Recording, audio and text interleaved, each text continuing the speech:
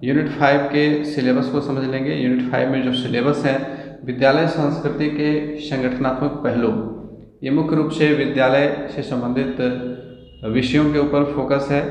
शिक्षा के अधिकार के अंतर्गत विद्यालय व्यवस्था में क्या परिवर्तन आए आरटी एक्ट 2009 लागू होने के बाद। इसके बाद समावेशी शिक्षा के अनुरूप विद्यालय संगठन व प्रबंधन किस प्रकार प्रभावित हुआ, और कला समेकित शिक्षा के माध्यम से विद्यालय परिवेश एवं कक्षाई शिक्षण में बदलाव। तो ये सारा सिलेबस तो आप लोगों ने पढ़ ही लिया होगा। मैंने इस सिलेबस को 3 भागों में बांटा है, जैसा कि आप यहाँ देख पा रहे हैं। पहला भाग जो हमारा है उसमें हमने लिया है विद्यालय संस्कृति के संगठनात्मक पहलू, शिक्षा के अधिकार के अंतर्गत विद्यालय व्यवस्था में परिवर्तन और समावेशी शिक्षा के अनुरूप विद्यालय संगठन व प्रबंधन। ये तीनों एक दूसरे से मिलते जुलते टॉपिक हैं, एक दूसरे से इंटरकनेक्टेड टॉपिक्स हैं। तो इन तीनों को मिलाकर के पार्ट 1 बनाया गया है। इसके बाद दूसरा पार्ट हमारा होगा कला समेकित शिक्षा के माध्यम से विद्यालय परिवेश एवं कक्षाई शिक्षण में बदलाव, यानी कि कला समेकित शिक्षा इसमें आ जाएगी। कक्षा शिक्षण की प्रकृति, जिसमें हम लोग परंपरागत, बाल केंद्रित, लोकतांत्रिक, सृजनात्मक आदि कई प्रकार के कक्षा शिक्षण की पद्धति प्रकृति को समझेंगे। इसके बाद पाठ्य सहगामी व सह शैक्षिक क्रियाएं, महत्व योजना एवं क्रियान्वयन, गतिविधियां, कला, खेल इत्यादि, ये सारे टॉपिक दूसरे पार्ट में रहेंगे। इसके बाद तीसरा जो हमारा पार्ट होगा विद्यालय में आकलन एवं मूल्यांकन, इसे मुख्य रूप से सीसीई के ऊपर फोकस रहेगा। फिर शिक्षक वृत्तिक विकास, शिक्षकों से संबंधित कुछ प्रश्न आपको देखने को मिलेंगे। विद्यालय में नेतृत्व व्यवस्था और शिक्षक, ये 3 टॉपिक तीसरे पार्ट में। तो इस प्रकार से हमने 3 पार्ट बना दिया है, कुल टॉपिक को अलग अलग पार्ट में बांट करके। तो आज हमारा पार्ट 1 होगा और सबसे पहला सवाल लेंगे, स्कूल शब्द की उत्पत्ति ग्रीक शब्द स्कोला से हुई। आपको बताना है कि इसका अर्थ क्या होता है, स्कोला का अर्थ क्या होता है। ठीक है, स्कूल शब्द की उत्पत्ति ग्रीक शब्द स्कोला से हुआ है। तो ऑप्शंस है विद्या ग्रहण करने का स्थान, एक ऐसा स्थान जहाँ पे विद्या ग्रहण की जाती हो। दूसरा है अवकाश का दिन, तीसरा है पढ़ाई का दिन और चौथा ज्ञान प्राप्ति का स्थल। तो यहाँ पे सही ऑप्शन है अवकाश का दिन। ठीक है, स्कूल शब्द जो है स्कोला से बना है और स्कोला का अर्थ होता है अवकाश का दिन, क्योंकि जो ग्रीक के लोग थे वे अवकाश के दिनों में बैठ करके अपने पुरानी चीज़ों को नए लोगों को बताया करते थे। ठीक है, इस प्रकार से धीरे धीरे एक संस्था बन गई और अवकाश के दिन, छुट्टी के दिन पर लोग ज़्यादा जुटने लगे। अब इसी व्यवस्था को वहाँ के बुजुर्गों ने प्रतिदिन के अनुसार से बांट दिया और छोटे छोटे बच्चों को ये चीज़ें बतानी शुरू की। तो इस प्रकार से स्कूल का फॉर्मेशन हुआ, विद्यालय व्यवस्था का प्रारंभ हुआ। बढ़ेंगे, अगला सवाल लेंगे, समाज का वह औपचारिक अधिगम केंद्र जहाँ एक निर्धारित पाठ्यचर्या के अंतर्गत शैक्षिक माहौल में बच्चों के सीखने सिखाने का कार्य निरंतर चलता रहता है, क्या कहलाता है। तो वह स्थल जो है विद्यालय कहलाता है। समाज का वह औपचारिक अधिगम केंद्र, औपचारिक अधिगम केंद्र से आप क्या समझते हैं। देखिए, शिक्षा 2 प्रकार की होती है, वैसे तो डिटेल से जाएंगे तो 3 प्रकार की हो जाएगी, लेकिन मुख्य रूप से 2 प्रकार की लेते हैं, एक औपचारिक शिक्षा और एक अनौपचारिक शिक्षा। तो औपचारिक शिक्षा वह है जो किसी निर्धारित पाठ्यक्रम के अंतर्गत निर्धारित समय सीमा में आकर के आप सीखते हैं, तो उसको औपचारिक शिक्षा कहते हैं। और विद्यालय औपचारिक शिक्षा का ही अधिगम केंद्र है। यहाँ पे एक निर्धारित समय सीमा होती है कि इस टाइम से ही आपको आना है स्कूल के अंदर और चीज़ों को सीखना है। उसका अपना पाठ्यक्रम निर्धारित होता है, कक्षावार अलग अलग विषयों के अलग अलग शिक्षक भी होते हैं जो अपने पाठ्यक्रम को बच्चों को समझाते हैं। तो इस प्रकार से विद्यालय एक औपचारिक अधिगम केंद्र है जहाँ पर निर्धारित पाठ्यचर्या के अंतर्गत शैक्षिक माहौल में बच्चों को सीखने सिखाने का काम निरंतर चलता रहता है। ठीक है, तो इसका सही ऑप्शन विद्यालय है। अगला सवाल लेंगे कि विद्यालय के संगठन में शामिल तत्व कौन कौन से हैं। जब हम विद्यालय संगठन की बात करते हैं तो उसमें जो तत्व होते हैं वो कौन कौन से हैं। यदि आप इसका डिटेल क्लास देखना चाहते हैं तो हमारे डीएलएड के ऊपर F1 से लेकर के F7 तक के क्लासेस आ चुके हैं, तो वहाँ पे आप हमारे शिक्षक शिक्षा यूट्यूब चैनल पर जाकर के आपको प्लेलिस्ट मिल जाएगा। F1, F2, F3, F4, F5, F6, F7 ये सारा प्लेलिस्ट मिल जाएगा आपको। और ये जो हमारा टॉपिक है ये F4 से है, आप F4 के क्लास में जाकर के ये सारी चीज़ें डिटेल से देख सकते हैं। तो यहाँ पे बढ़ेंगे सवाल में, विद्यालय के संगठन में शामिल तत्व कौन कौन से हैं। ऑप्शंस देख लेंगे कि समुदाय, प्रधानाध्यापक, अध्यापक मंडल, प्रबंध समिति, शैक्षिक संस्थाएं, सलाहकार समिति, जीविका समूह। यहाँ पे इतने सारे ऑप्शन दिए हुए हैं, इनमें से कौन कौन से विद्यालय के संगठन में शामिल होते हैं। तो पहला देखिए, समुदाय तो शामिल है ही, क्योंकि समुदाय को लक्ष्य बना करके ही शिक्षा नीति तैयार की जाती है। प्रधानाध्यापक तो मुख्य घटक हैं विद्यालय प्रबंधन के, अध्यापक मंडल भी जरूरी है, प्रबंध समिति यानी कि शिक्षक जो हमारे स्कूलों में शिक्षा समिति का गठन हुआ है उसी को प्रबंध समिति कहा जाता है। शैक्षिक संस्थाएं भी आवश्यक तत्व हैं। सलाहकार समिति और जीविका समूह ये दोनों विद्यालय के संगठन में शामिल नहीं है। विद्यालय में कोई सलाहकार समिति नहीं होती है, ना ही जीविका समूह का कोई लेना देना है विद्यालय से। तो यहाँ पे हमारे ऑप्शन सही हो जाएंगे A, B, C, D और E। दूसरा ऑप्शन हमारा सही होगा। यहाँ पे आप देख लें विद्यालय संगठन में कौन कौन सारे तत्व शामिल होते हैं। विद्यार्थीगण, अभिभावक, समुदाय, शैक्षिक संस्थाएं, प्रधानाध्यापक, प्रबंध समिति और अध्यापक मंडल, ये सारी जरूरी चीज़ हैं जो विद्यालय संगठन के अंतर्गत काम करते हैं, और या कहें कि इनसे मिलकर के ही एक विद्यालय बनता है। ठीक है, चलिए अगला सवाल लेंगे। विद्यालय भवन को चित्रकला से सुसज्जित करने की योजना किस नाम से जानी जाती है। हम सभी ने देखा अपने स्कूलों में कि रंग रोगन चलाया गया, विभिन्न तरह के डिजाइन बनाए गए, बहुत सारे स्कूलों को ट्रेन का डब्बा जैसा बना दिया गया। स्कूलों में विभिन्न प्रकार के पेंटिंग बनाई गई जिसके माध्यम से बहुत सारी चीज़ों को बताया गया, सौरमंडल की आकृति उकेरी गई।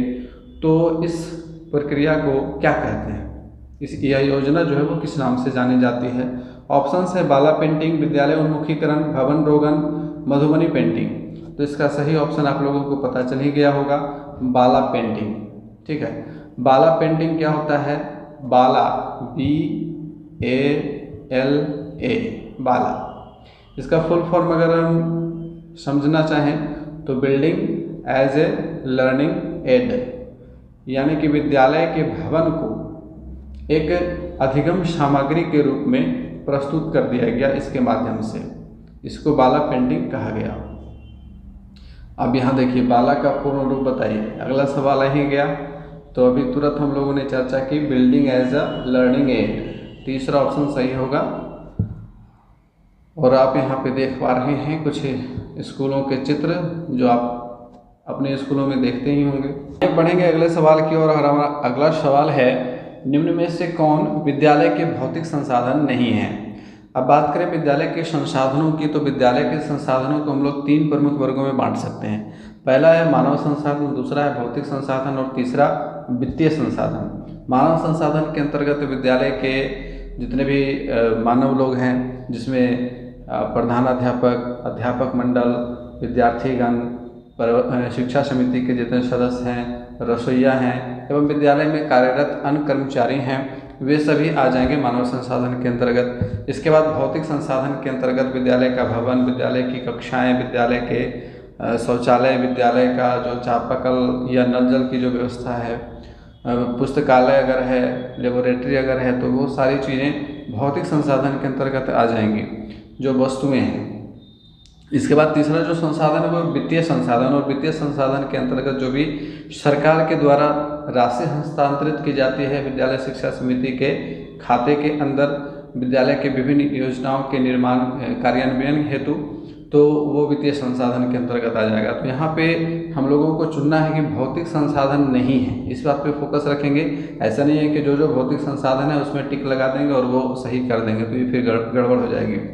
प्रश्न को ध्यान से देखना है, उसके अकॉर्डिंग आंसर करना है। पुस्तकें, तो पुस्तकें भौतिक संसाधन हैं, ठीक है, जो हैं उसको टिक कर देंगे सही, जो नहीं उसको कट कर देंगे।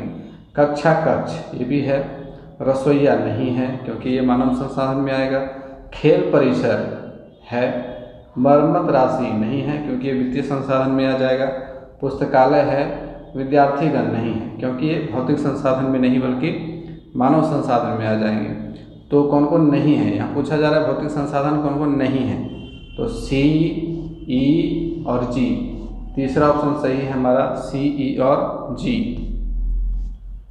विद्यालय में कार्मिक प्रशासन विभाग किसके अंतर्गत आता है? कार्मिक प्रशासन से मतलब क्या है कि जो भी कर्मचारी हैं वो किसके अंतर्गत आएंगे, तो वो मानव संसाधन प्रबंधन के अंतर्गत आ जाएंगे, है ना, जैसा कि अभी हम लोगों ने चर्चा की। अच्छा, अगला सवाल लेते हैं, विद्यालय का हृदय किसे कहा जाता है? विद्यालय का हृदय कौन है? पुस्तकालय, क्रीड़ांगन, प्रधानाध्यापक कक्ष, निदेशक कक्ष। तो विद्यालय का हृदय पुस्तकालय को कहा जाता है, याद रखेंगे इस चीज को। अगला सवाल लेंगे कि विद्यालय भवन का प्रयोग किसके लिए होना चाहिए? बच्चों में सृजनशीलता विकास के लिए, बच्चों में पढ़ाई के प्रति रुचि जगाने के लिए, कला समेकित शिक्षा के लिए, उपरोक्त सभी के लिए। तो ये सही आंसर है, उपरोक्त सभी, क्योंकि ये तीनों ही चीज़ें विद्यालय भवन के अंतर्गत आती हैं। बच्चों में सृजनशीलता के विकास के लिए, पढ़ाई के प्रति रुचि जगाने के लिए और कला समेकित शिक्षा के लिए, और इसी को लेकर के बाला पेंटिंग की परिकल्पना की गई है। अगला सवाल है, विद्यालय संगठन का केंद्र बिंदु क्या है? केंद्र बिंदु कौन है? प्रधानाध्यापक है, अध्यापक है, समुदाय है, विद्यार्थी है। चार में से कौन सही है? तो केंद्र बिंदु की अगर हम चर्चा करते हैं तो सेंटर पॉइंट में विद्यार्थी है, क्योंकि हमें क्या करना है, विद्यार्थियों का उन्नयन करना है। चौथा प्रश्न हमारा सही है, चौथा ऑप्शन सही हो जाएगा, विद्यार्थी। अगर हमारे क्लासेस आपको अच्छे लग रहे हैं तो लाइक कर देंगे, अपने अधिक से अधिक साथियों तक शेयर कर देंगे ताकि वे सारे इसका लाभ ले सकें। और चैनल पर नए हैं, अभी तक सब्सक्राइब नहीं किया आपने तो सब्सक्राइब कर लेंगे। नीचे रेड कलर में लिखा हुआ होगा सब्सक्राइब, जैसे उस पर आप क्लिक करेंगे तो 3 ऑप्शन पूछा जाएगा, उसमें सबसे ऊपर वाला जो ऑप्शन होगा ऑल, उसको फिर प्रेस कर देना है ताकि हमारे सारे क्लासेस का नोटिफिकेशन आपको मिल सकें जैसे ही क्लासेस अपलोड किए जाते हैं, ताकि आप इन सभी क्लासेस का बेनिफिट ले सकें। बढ़ेंगे अगले सवाल की ओर। RTE एक्ट 2009 कब लागू हुआ था? तो RTE एक्ट 2009 की बड़ी लंबी यात्रा रही, हम लोग उसकी चर्चा करेंगे अभी फिलहाल। और प्रश्न का सही आंसर है 1 अप्रैल 2010। 1 अप्रैल 2010 को RTE एक्ट 2009 लागू हो गया था। आइए इसको समझते हैं कि RTE एक्ट 2009 लागू होने में कौन कौन सी प्रक्रियाओं से होकर के गुजरना पड़ा। शुरुआत से समझेंगे चीज़ों को। जब हमारा संविधान बना था, संविधान का निर्माण जब हुआ था, तो शिक्षा को अनुच्छेद 45 में नीति निदेशक तत्व के अंतर्गत रखा गया था। ये सारे इंपॉर्टेंट पॉइंट्स हैं, आप इनको नोट करते चलें। तो शिक्षा को अनुच्छेद 45 में रखा गया था। इसके बाद 1976 में हुआ 42वां संविधान संशोधन, और इस संशोधन के तहत शिक्षा को समवर्ती सूची में डाला गया। अब समवर्ती सूची में आने के बाद शिक्षा के ऊपर राज्य सरकारें भी अपना निर्णय ले सकती थी, राज्य सरकारें भी अपने अनुसार नियम बना सकती थी। अब इसके बाद आइए वर्ष 1993 ईस्वी में। वर्ष 1993 ईस्वी में एक घटना हुई आंध्र प्रदेश के अंतर्गत। यहाँ पे एक व्यक्ति हुए पी उन्नीकृष्णन। इन्होंने आंध्र प्रदेश सरकार के विरुद्ध परिवाद दायर किया। परिवाद दायर इस मामले में किया क्योंकि इनका मानना था कि बच्चों को शिक्षा मिलनी चाहिए, शिक्षा बच्चों का मौलिक अधिकार होना चाहिए, अनिवार्य रूप से मुफ्त शिक्षा मिलनी चाहिए सभी बच्चों को। इस बिंदु को लेकर के इन्होंने आंध्र प्रदेश सरकार के ऊपर परिवाद दायर किया। यह मामला गया सुप्रीम कोर्ट ऑफ इंडिया में।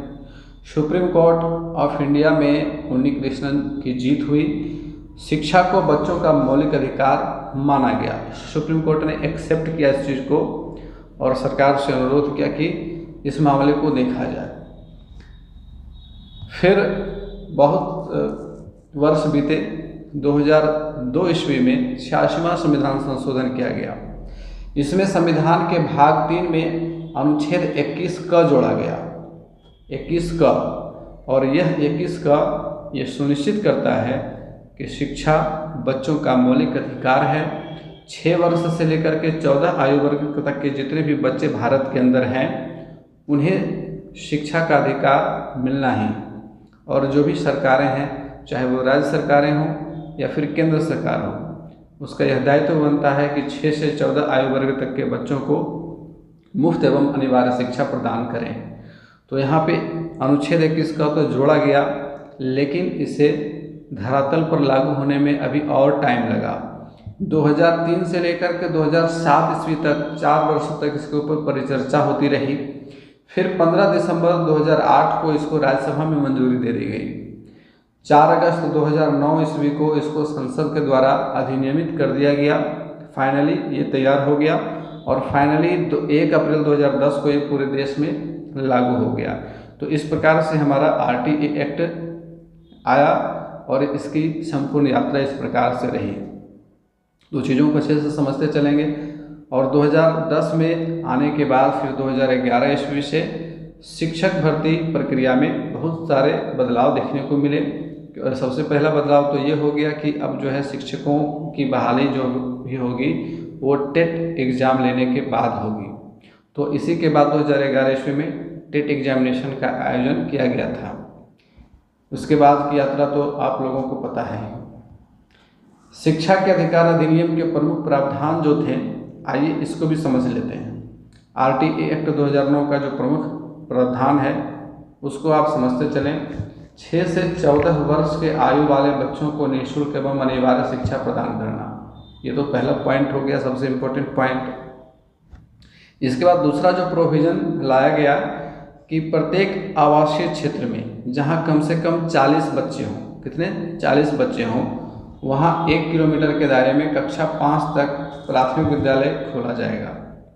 दूसरा है कि हर एक आवासीय क्षेत्र के 3 किलोमीटर के दायरे में कक्षा 8 तक का एक मिडिल स्कूल होगा। इसके बाद का प्रोविज़न देखेंगे कि प्रारंभिक शिक्षा वर्ग 8 तक की पढ़ाई या 14 वर्ष की आयु पूरी होने तक किसी भी बच्चे को किसी भी कक्षा में असफल घोषित नहीं किया जा सकता है, क्योंकि सरकार का ये मानना था, जो भी नीति नियंता इसके अंतर्गत थे उनका मानना था कि अगर कोई बच्चा एग्ज़ाम में फेल हो रहा है तो इसका मतलब है कि पूरा सिस्टम फेल है, क्योंकि इसमें बच्चे की गलती नहीं है। जो भी नीति नियंता होते हैं वे इस चीज़ को मान करके चलते हैं कि अगर कोई बच्चा फेल हो रहा है तो इसमें उसकी गलती नहीं है, बल्कि पूरे सिस्टम की गलती है। सिस्टम में जितने भी लोग शामिल हैं, चाहे वो शिक्षक हों, अभिभावक हों, प्रशासनिक तंत्र हो, सरकार हो, सभी के सभी असफल हैं। तो इसीलिए बच्चों को फेल करने की नीति यहाँ पे बंद कर दी गई। अगला प्रोविज़न है कि बालकों का विद्यालय में नामांकन उम्र सापेक्ष किया जाने लगा, और ये थोड़ी सी दिक्कत वाली बात रही, और एज ए टीचर हम सभी लोग इसका सामना करते ही हैं आए दिन। जब एडमिशन होता है तो अगर ज़्यादा उम्र के बच्चे आते हैं जो अभी तक बिल्कुल पढ़े नहीं हैं और उनकी आयु 8 साल 10 साल हो गई है, तो ऐसे बच्चों को उम्र सापेक्ष एडमिशन लेना होता है, और ये बहुत ही ज़्यादा मुश्किल का काम होता है, क्योंकि उनको पैचअप करने में बहुत ज़्यादा टाइम लगता है। अगला है निजी विद्यालयों तथा विशेष विद्यालयों जैसे नवोदय, सैनिक आदि में 25% सीटें वंचित तथा आर्थिक दृष्टि से कमजोर वर्ग के बच्चों के लिए आरक्षित किया गया। इसके बाद विद्यालय में प्रवेश देते समय विद्यार्थी तथा अभिभावकों के साक्षात्कार नहीं लिए जाएंगे, उनका इंटरव्यू नहीं लिया जाएगा। फिर है कि विद्यार्थियों से किसी भी प्रकार का शुल्क आप नहीं ले सकते हैं। किसी बच्चे को शारीरिक सजा या मानसिक यंत्रणा नहीं दी जाएगी। ऐसी सजा देने वालों के खिलाफ अनुशासनिक कार्रवाई की जाएगी। छड़ी का इस्तेमाल नहीं कर सकते हैं। छात्र शिक्षक का अनुपात प्राथमिक स्तर पर 30:1 का और उच्च प्राथमिक स्तर पर 35:1 का होगा। इस चीज़ को आप ध्यान में रखेंगे। प्राथमिक स्तर पर 1 to 5 के स्तर पर 30:1 का अनुपात निर्धारित किया गया, जबकि 6 to 8 के स्तर पर 35:1 का अनुपात निर्धारित किया गया है। अगला प्रश्न है, वर्ग 1 से 5 तक का विद्यालय क्या कहलाता है? प्रारंभिक विद्यालय, प्राथमिक विद्यालय, संयुक्त विद्यालय, बुनियादी विद्यालय। तो आप लोगों को पता है ही कि 1 to 5 का स्कूल प्राथमिक विद्यालय कहलाता है, और इसी प्राथमिक विद्यालय के लिए तो तैयारी हो रही है।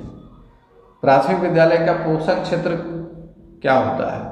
विद्यालय के 1 किलोमीटर के दायरे में, पहला ऑप्शन ही सही है। अभी हम लोगों ने RTA एक्ट के प्रावधानों में चर्चा की इस चीज़ को लेकर के। तो अगला प्रश्न लेंगे, RTA एक्ट 2009 बिहार बिहार का अपना है, एक केंद्र सरकार ने जो जारी किया उसमें थोड़ा सा संशोधन या कुछ अलग बिंदुओं को जोड़ते हुए बिहार ने अपना RT एक्ट जारी किया। और यदि आपके पास बिहार वाला RT एक्ट नहीं है तो कोई बात नहीं, मैं टेलीग्राम पे डाल दूंगा, व्हाट्सएप ग्रुप में डाल दूंगा, आप लोग वहाँ से इसको डाउनलोड करके देख लेंगे। तो यहाँ पे प्रश्न है कि RT एक्ट 2009 बिहार से धारा 5 का 3 संसूचित करती है। धारा 5 के 3 में किस चीज़ की व्याख्या है या किस चीज़ का प्रावधान है, ये सवाल है। विद्यालय में मुफ्त एवं अनिवार्य शिक्षा उपलब्ध कराने के संबंध में, समावेशी शिक्षा के संबंध में, विद्यार्थियों को दंडित न करने के संबंध में, विद्यालय का पोषक क्षेत्र निर्धारण करने में। तो ये सारे सवाल अगर ऐसे सवाल पूछे जाएंगे तो ये काफ़ी दुष्कर हो जाएगा कि इसका जवाब दिया जाए, क्योंकि धाराओं को कौन याद रखता है।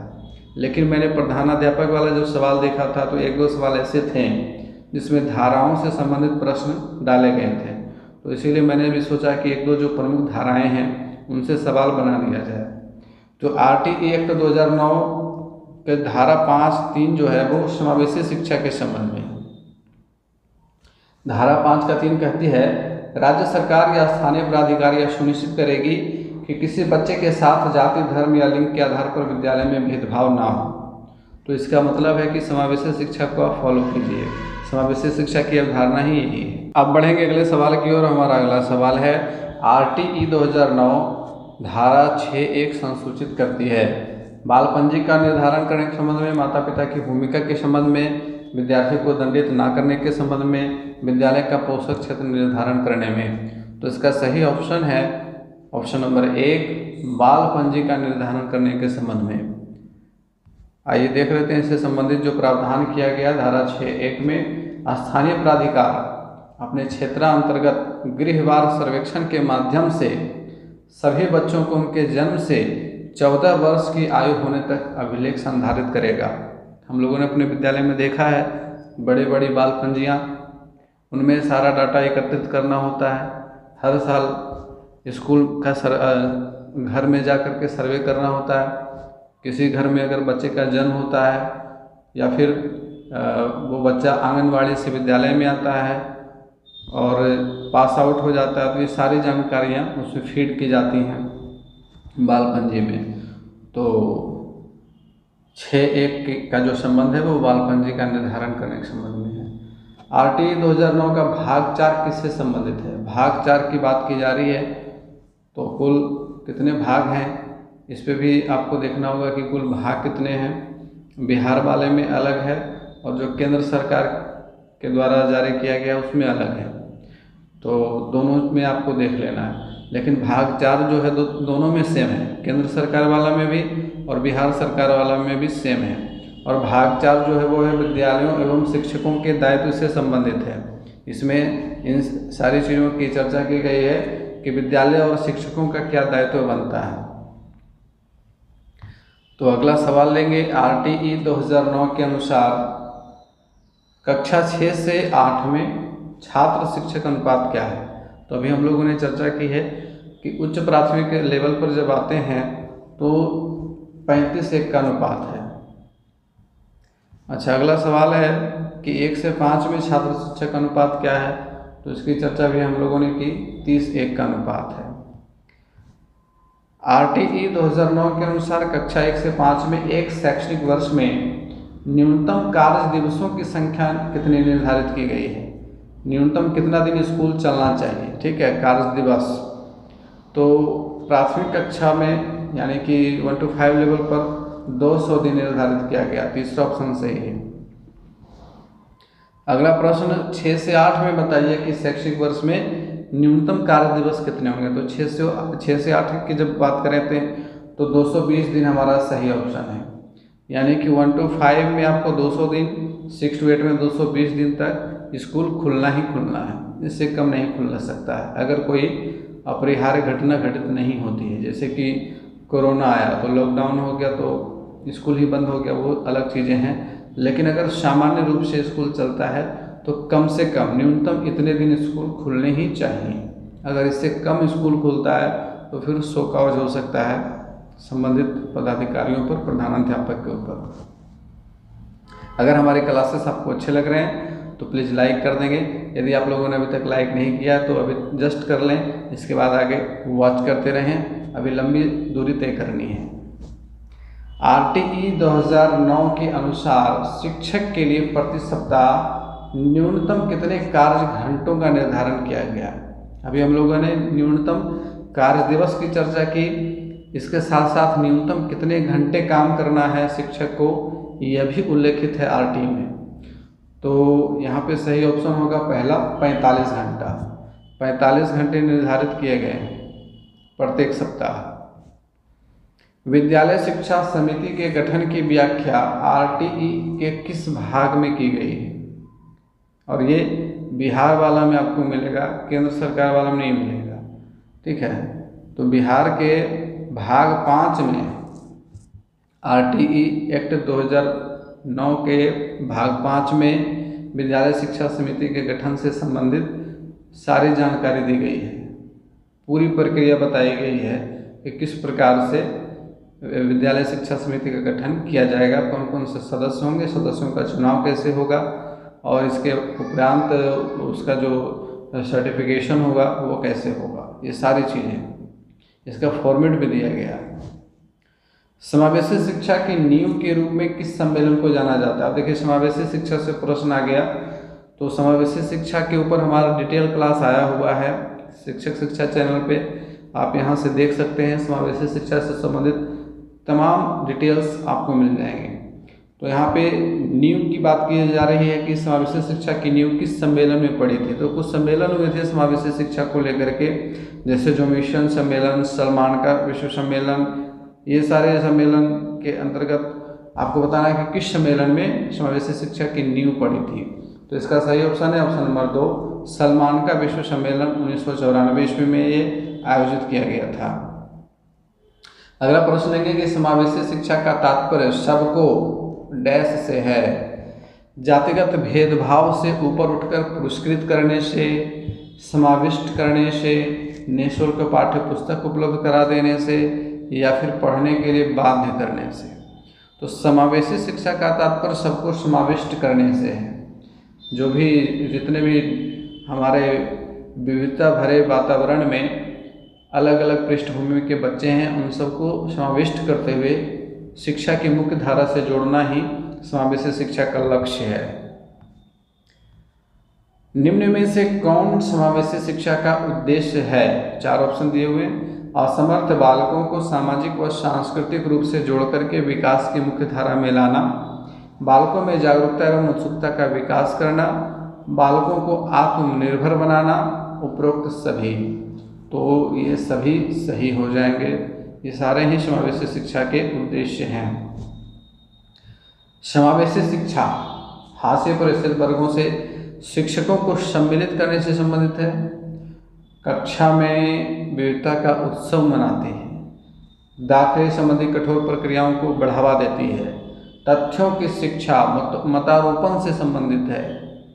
तो इसका सही ऑप्शन होगा कि समावेशी शिक्षा कक्षा में विविधता का उत्सव मनाती है, क्योंकि समावेशी शिक्षा का जो थीम ही है कि जितने भी अलग अलग पृष्ठभूमि के बच्चे हैं, चाहे वो किसी भी धर्म के हों, किसी भी जाति के हों, किसी भी संप्रदाय के हों, किसी भी सामाजिक आर्थिक स्थिति के बच्चे हों, या फिर विशेष आवश्यकता वाले बच्चे हों, इन सबको मिला करके सामान्य रूप से एक ही विद्यालय में शिक्षा दी जानी है। क्योंकि यदि हम ऐसा नहीं करके अलग अलग तरह के बच्चों को अलग अलग स्कूल बना करके शिक्षा दें तो ये सामाजिक न्याय के विरुद्ध होगा और सामाजिक एकीकरण की भावना यहाँ पे पूरी नहीं हो पाएगी। तो सामाजिक एकीकरण की परिकल्पना के कारण ही ऐसी व्यवस्था की गई, समावेशी शिक्षा लागू की गई। अच्छा, अगला सवाल देखेंगे। विविध प्रकार की सामाजिक, आर्थिक और सांस्कृतिक पृष्ठभूमि के बच्चों से युक्त कक्षा सभी विद्यार्थियों के अधिगम अनुभवों को बढ़ाती है। यह कथन है सही, क्योंकि बच्चे अपने साथियों से अनेक कौशल सीखते हैं। सही, क्योंकि इससे कक्षा अधिक श्रेणीबद्ध दिखाई देती है। गलत, क्योंकि यह अनावश्यक स्पर्धा की ओर ले जाता है। गलत, क्योंकि यह बच्चों के लिए दुविधा उत्पन्न कर सकता है और वे स्वयं को अलग थलग महसूस कर सकते हैं। तो इसमें से सही ऑप्शन पहला है कि यह कथन सही है, क्योंकि बच्चे अपने साथियों से अनेक कौशल सीखते हैं। जब अलग अलग पृष्ठभूमि के बच्चे एक साथ बैठेंगे तो वे अपने साथियों से अलग अलग तरह के कौशल सीखेंगे। अगला सवाल है, निःशुल्क एवं अनिवार्य शिक्षा का अधिकार अधिनियम 2009 में अनिवार्य शब्द जो जोड़ा गया है, तो अनिवार्य शब्द का अर्थ क्या है? दंडात्मक कार्य से बचने के लिए अपने बच्चों को विद्यालय भेजने के लिए अभिभावकों पर अनिवार्य रूप से जोर डाला गया है। अनिवार्य शिक्षा सतत परीक्षण के माध्यम से प्रदान की जाएगी। केंद्र सरकार दाखिले, उपस्थिति और प्रारंभिक शिक्षा की पूर्णता को सुनिश्चित करेगी। उचित सरकारें दाखिले, उपस्थिति और प्रारंभिक शिक्षा की पूर्णता को सुनिश्चित करेंगी। तो यहाँ पे सही ऑप्शन हमारा ऑप्शन नंबर 4 है, उचित सरकारें। केवल केंद्र सरकार के ऊपर ये जिम्मेदारी नहीं है, राज्य सरकार के ऊपर भी सेम क्राइटेरिया लागू होता है। तो उचित सरकारें दाखिले, उपस्थिति और प्रारंभिक शिक्षा की पूर्णता को सुनिश्चित करेंगी। ये अनिवार्य शब्द का अर्थ है। अगला प्रश्न है, समावेशी शिक्षा मानती है कि हमें डैश को डैश के अनुरूप बदलना है। व्यवस्था को बच्चे के अनुरूप बदल देना है, या बच्चे को परिवेश के अनुरूप बदल देना है, परिवेश को परिवार के अनुरूप बदल देना है, बच्चे को व्यवस्था के अनुरूप बदलना है। तो इसका सही ऑप्शन होगा व्यवस्था को बच्चे के अनुरूप बदलना है। व्यवस्था को हमें बच्चे के अकॉर्डिंग बदलना है ताकि बच्चे अधिक से अधिक सीख सकें। अगला सवाल लेंगे, डैश यह विचारधारा है कि सभी बच्चों को एक नियमित विद्यालय व्यवस्था में समान शिक्षा प्राप्त करने का अधिकार हो। तो इसका सही ऑप्शन समावेशी शिक्षा है। समावेशी शिक्षा की ही यह विचारधारा है कि जितने भी प्रकार के बच्चे हैं उन सभी को एक सामान्य विद्यालय में एक ही छत के नीचे शिक्षा दी जानी चाहिए। कला समेकित शिक्षा के माध्यम से विद्यालय परिवेश एवं कक्षाएं शिक्षण में जो बदलाव देखने को मिलते हैं। इसके बाद दूसरा है कक्षा शिक्षण की जो प्रकृति है, अलग अलग तरह की प्रकृति, जैसे परंपरागत प्रकृति, बाल केंद्रित, शिक्षक केंद्रित, व्याख्यान विधि आधारित। तो इन सब के ऊपर आधारित आपको प्रश्न देखने को मिलेंगे, साथ ही इम्पोर्टेंट फैक्ट्स इनसे जो भी जुड़े हुए रहेंगे वो आपको देखने को मिलेंगे। पाठ्य सहगामी व शैक्षिक क्रियाओं से भी बहुत सारे सवाल तैयार किए गए हैं इम्पोर्टेंट फैक्ट्स के साथ। तो कुल मिलाकर के 40 ऑब्जेक्टिव क्वेश्चन को आप इस क्लास में देखेंगे।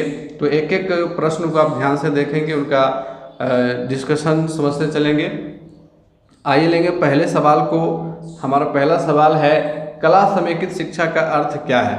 आप लोगों ने निष्ठा प्रशिक्षण में एक चैप्टर किया होगा कला समेकित शिक्षा वाला, वो काफ़ी इम्पोर्टेंट चैप्टर है। और कला समेकित शिक्षा के लिए आप एक बार फिर से जा कर के उसके एक्सरसाइज को देख लेंगे, जितने भी प्रश्न वहाँ थे उनको एक बार फिर से दोहरा लेंगे, रिवीजन कर लेंगे उसका, तो ये काफ़ी बेनिफिशियरी हो जाएगा आपके लिए।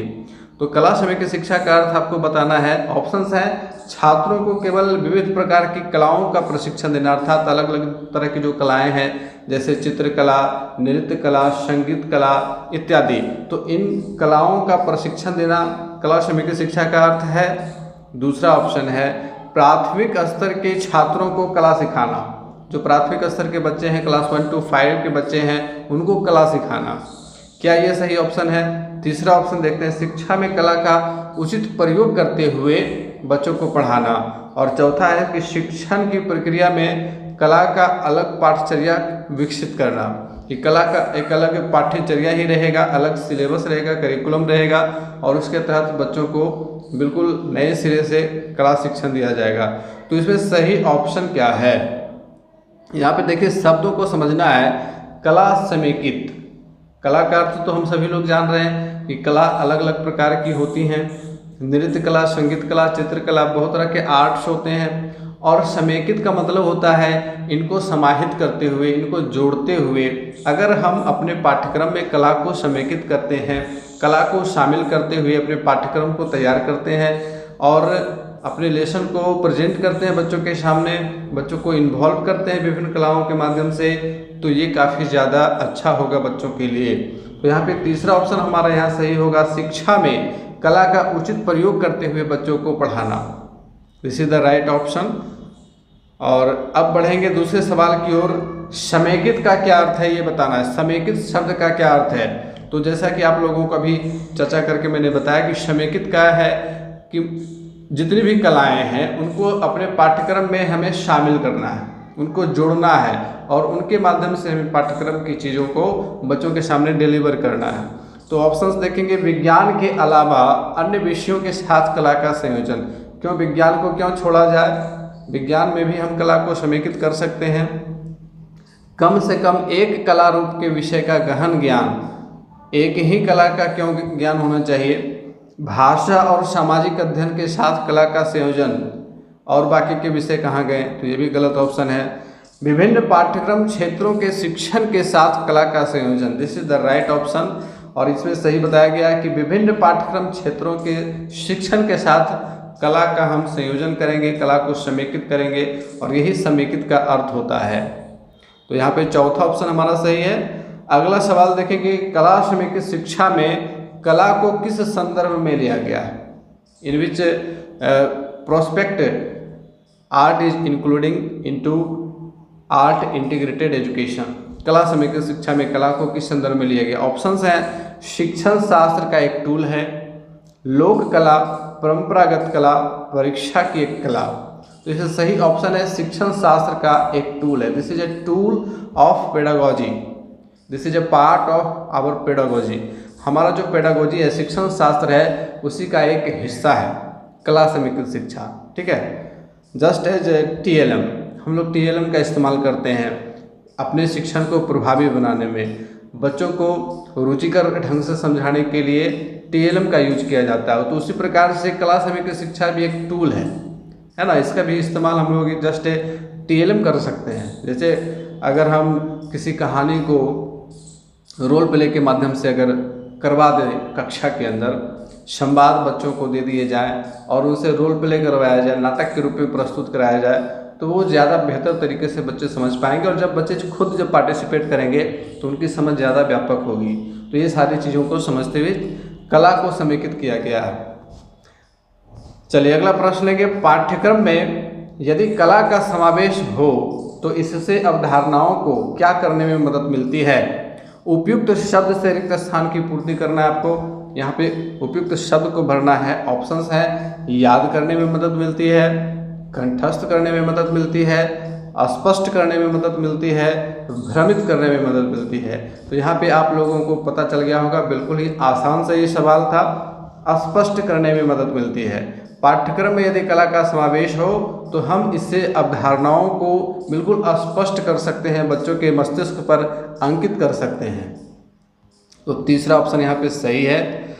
अगला सवाल लेते हैं, कला समेकित शिक्षण के माध्यम से सीखने को बनाया जा सकता है। 4 विकल्प हैं और फिर इसके ऊपर ऑप्शंस दिए गए हैं। समग्र बना सकते हैं, आनंदपूर्ण बना सकते हैं, अनुभवात्मक बना सकते हैं, उपदेशात्मक बना सकते हैं। तो इन 4 में से आपको कौन कौन सा लग रहा है कि ये सही है? तो यहाँ पे देखेंगे कि कला समेकित जब शिक्षण होता है तो हम सीखने को समग्र बना सकते हैं, उसमें सारी चीज़ें शामिल हो जाती हैं, समग्र रूप से बच्चे इसको सीखते हैं। किसी भी कॉन्सेप्ट को यदि आप कला के माध्यम से सिखाते हैं बच्चों को तो वे समग्र रूप से सीखते हैं। दूसरा है आनंदपूर्ण रूप से सीखते हैं, बिल्कुल मज़ा आता है बच्चों को पार्टिसिपेट करने में। अलग अलग तरह का अगर रोल प्ले करवाते हैं या फिर पेंटिंग करवाते हैं, मॉडल बनवाते हैं, तो फिर आप देखिए बच्चे कितने ज़्यादा खुश होते हैं, उनको मज़ा आता है।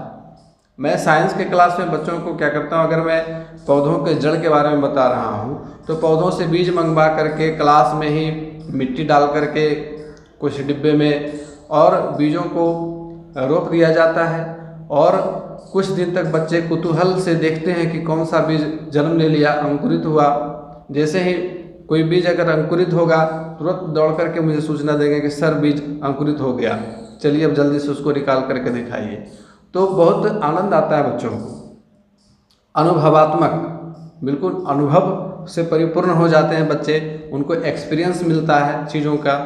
तो ये तीनों सही ऑप्शन है। उपदेशात्मक यहाँ पे सही नहीं है, यहाँ उपदेश देने की आवश्यकता नहीं है। कला के माध्यम से हमें ये समग्र रूप से सिखाना है, आनंदपूर्ण रूप से सिखाना है, अनुभवात्मक होना चाहिए। यानी एक्सपीरियंस बेस्ड होना चाहिए। तो ए, बी और सी, दूसरा ऑप्शन यहाँ पे सही हो जाएगा हमारा। कला अभिव्यक्ति के लिए एक डैश प्रदान करती है, उपयुक्त शब्द से रिक्त स्थान की पूर्ति करें। कला अभिव्यक्ति के लिए क्या प्रदान करती है? एक भाषा प्रदान करती है, विषय प्रदान करती है, मंच प्रदान करती है, या फिर कार्यक्रम प्रदान करती है। तो यहाँ पे सही ऑप्शन होगा कि कला अभिव्यक्ति के लिए एक भाषा प्रदान करती है। Art is a language, art is a language, कला एक भाषा है। कला के माध्यम से हम अपनी अभिव्यक्ति को व्यक्त कर सकते हैं। विभिन्न प्रकार की पेंटिंग्स हैं, आप लोगों ने सुना होगा कि बोलती हुई चित्र है, ऐसा लग रहा है कि चित्र बोल उठेगी अभी। तो इसका क्या तात्पर्य है? इसका तात्पर्य है कि कलाकार ने अपने जिस उद्देश्य से चित्र को बनाया है वह चित्र उस उद्देश्य को पूरा कर रही है, वह अपने अंदर की अभिव्यक्ति को उस चित्र के माध्यम से प्रस्तुत कर रहा है। तो कला अभिव्यक्ति के लिए एक भाषा प्रदान करती है, ये सही ऑप्शन है। अगला प्रश्न है कि इनमें से कौन एक दृश्य कला नहीं है? तो देखिए, कलाएं अलग अलग प्रकार की होती हैं और कितने प्रकार की कलाएं होती हैं ये सारा आपको डिटेल बुक में मिलेगा। ऑब्जेक्टिव में ये सारी चीज़ें समेकित करना बहुत ही मुश्किल हो जाता है। अब कला के कई प्रकार हैं, तो उसमें एक दृश्य कला भी है। तो सब्जेक्टिव बुक इसके लिए आपको पढ़ना काफ़ी ज़रूरी है, और मैंने आप लोगों को सब्जेक्टिव बुक प्रोवाइड करवाया है मात्र 49 रुपये के पेमेंट में। टोटल डीएलएड सेक्शन का सारा पीडीएफ प्रोवाइड करवाया है। और यदि आप अभी भी सब्जेक्टिव बुक लेना चाहते हैं तो हमारे स्क्रीन पे दिखाए गए नंबर पे मैसेज कीजिएगा व्हाट्सएप पे, वहाँ के बाद आपको डिटेल इन्फॉर्मेशन दिया जाएगा। वैसे सब्जेक्टिव पढ़ने का अब समय बहुत कम बचा है और बहुत ही जल्द आप लोगों के लिए ऑब्जेक्टिव, ये जो भी आप क्लास देख रहे हैं इनका पीडीएफ तैयार करके आप लोगों को प्रोवाइड करवाया जाएगा। बिल्कुल अब 1-2 दिन में सारी चीज़ें कंप्लीट हो जाएंगी। तो बने रहेंगे हमारे साथ, जुड़े रहेंगे, इसी प्रकार से अपना प्यार देते रहेंगे। और यहाँ इस सवाल को समझ लेते हैं कि इनमें से कौन एक दृश्य कला नहीं है? फोटोग्राफी। देखिए, फोटोग्राफी को हम लोग देखते हैं, जो देख करके जिस कला का हम अनुभव करते हैं वो दृश्य कला के अंतर्गत आएगा। ठीक है, तो फोटोग्राफी, फोटो खींचा गया, उस फोटो को प्रदर्शित कर दिया गया, अब वो दृश्य कला है। नृत्य, नृत्य क्या एक दृश्य कला है? नहीं, नृत्य दृश्य कला नहीं। यहाँ पे मूर्ति कला भी दृश्य कला है और पेंटिंग भी दृश्य कला है, लेकिन नृत्य यहाँ पे दृश्य कला नहीं है। तो यहाँ पे सही ऑप्शन हो जाएगा नृत्य। अब यहाँ पे देखिए, दृश्य कला का परिभाषा मैंने इंक्लूड कर दिया है। वह कला जिसे मुख्य रूप से देखा या सराहा जाता है, जैसे painting, photography, print making, stage art, clay modelling, मूर्ति कला, अप्लाइड आर्ट व क्राफ्ट आदि को दृश्य कला कहा जाता है। अगला प्रश्न लेंगे, कला समेकित शिक्षा का उद्देश्य क्या है ना? लोगों को ऐसा क्यों लगा कि शिक्षा में कला को समाहित किया जाना चाहिए, कला को समेकित किया जाना चाहिए? इसके पीछे उद्देश्य क्या रहा ये आपको बताना है। विद्यार्थी के संज्ञानात्मक क्षेत्र का समग्र विकास करना, हमारे कॉग्निटिव लेवल पर इसका बहुत ज़्यादा इफेक्ट पड़ता है, और ये बिल्कुल सही ऑप्शन है कि विद्यार्थी के संज्ञानात्मक क्षेत्र का समग्र विकास करना। दूसरा ऑप्शन देखते हैं कि विद्यार्थी के सामाजिक भावनात्मक क्षेत्र का विकास करना, और ये भी इम्पोर्टेंट है, कला के माध्यम से हम सामाजिक भावनात्मक क्षेत्र का विकास कर सकते हैं। समाज की बहुत सारी घटनाओं को कला के माध्यम से प्रदर्शित किया जा सकता है, इससे उनमें सामाजिक और भावात्मक क्षेत्र का विकास होगा। तीसरा है कि विद्यार्थी के मनोगत्यात्मक क्षेत्र का विकास करना, बिल्कुल साइकोमोटर डोमेन जो है वो इससे इफेक्ट होता है, काफ़ी ज़्यादा प्रभावित होता है। तो उपरोक्त सभी यहाँ पे हमारा सही हो जाएगा। ये तीनों ही ऑप्शन कला समेकित शिक्षा के उद्देश्य हैं, याद रखते चलेंगे, सारे काफ़ी इंपॉर्टेंट पॉइंट हैं। अगला प्रश्न है, कला और अधिगम के बीच संबंध के विचार की नींव किस भारतीय विद्वान ने सर्वप्रथम रखी थी? ये फैक्चुअल क्वेश्चन हो गया। महात्मा गांधी, ज्योतिबा फुले, रविन्द्रनाथ टैगोर और अरविंदो घोष, ये 4 ऑप्शन आपके सामने हैं। तो आपको इस प्रश्न में याद रखना है कि इन 4 महापुरुषों में कला से सबसे ज़्यादा जुड़े हुए कौन थे? कला से सबसे ज़्यादा जुड़ाव किनका था? ऑब्वियसली रविन्द्रनाथ टैगोर का था, जिन्होंने कई गीत लिखे, हमारे राष्ट्रगान भी उन्हीं की देन है। साथ ही वे पेंटिंग भी करते थे, पेंटिंग भी बनाते थे। तो कला से सबसे ज़्यादा जुड़ाव रविन्द्रनाथ टैगोर का रहा और यही हमारे प्रश्न का सही आंसर है। इनमें से कौन एक प्रदर्शन कला नहीं है? प्रदर्शन कला जिसमें हम अपने कला को प्रदर्शित करते हैं लोगों के सामने, जैसे नृत्य कला, संगीत कला, है ना, ये सब प्रदर्शन कला के अंतर्गत आते हैं। तो यहाँ पे आपको बताना है कि प्रदर्शन कला कौन नहीं है। संगीत प्रदर्शन कला है, इसमें हम अपने अंदर की क्वालिटी को प्रदर्शित कर रहे हैं लोगों के सामने। मैं अभी अगर गाना सुनाना शुरू कर दूं और वो आप लोगों को पसंद नहीं आया तो आप तुरंत हमें कहेंगे कि आपके अंदर गाने की क्षमता नहीं है। अगर पसंद आए तो तारीफ करेंगे। तो ये चीज़ें प्रदर्शित की जाती हैं। नृत्य भी प्रदर्शन कला है, कठपुतली भी प्रदर्शन कला है। कठपुतली के माध्यम से विभिन्न तरह के नाटक को प्रदर्शित किया जाता है। ओरोगामी, ओरोगामी का मतलब आप समझते हैं? ओरोगामी आप सबने बचपन में कागज़ की नाव बनाए हों, कागज़ के हवाई जहाज़ बनाए होंगे। मैं तो अभी भी बच्चों के साथ इंटरेक्ट करता हूँ तो उन लोगों को बनाना सिखाता हूँ, उनसे सीखता भी हूँ। बहुत सारे बच्चे ऐसे ऐसे कलाकारी जानते हैं जो हमें भी नहीं पता होती है।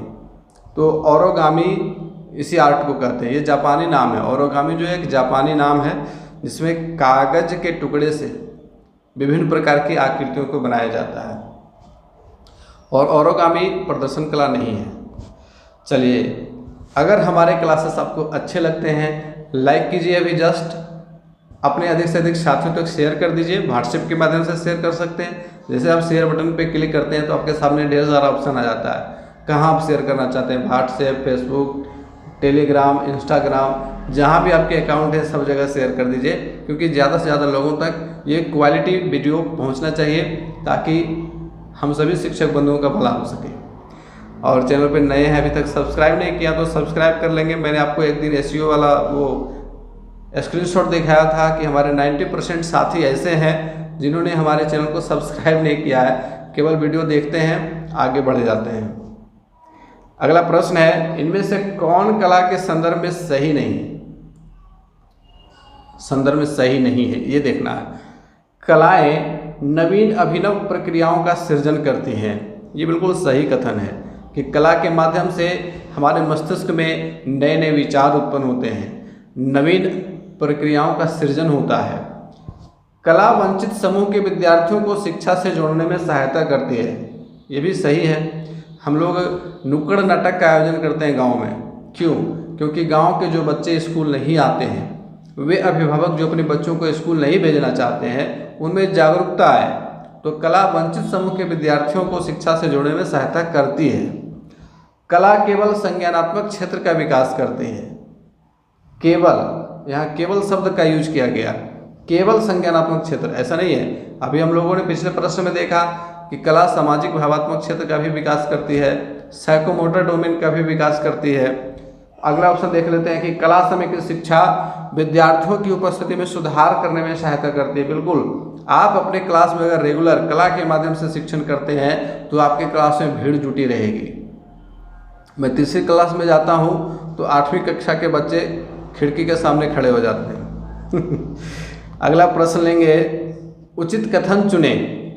अधिगम के साथ कला का समेकन। अधिगम के साथ कला का समेकन ABCDE, यहाँ पे 4 कथन दिए हुए हैं। उत्पाद की अपेक्षा प्रक्रिया के अनुभव को बढ़ावा देता है।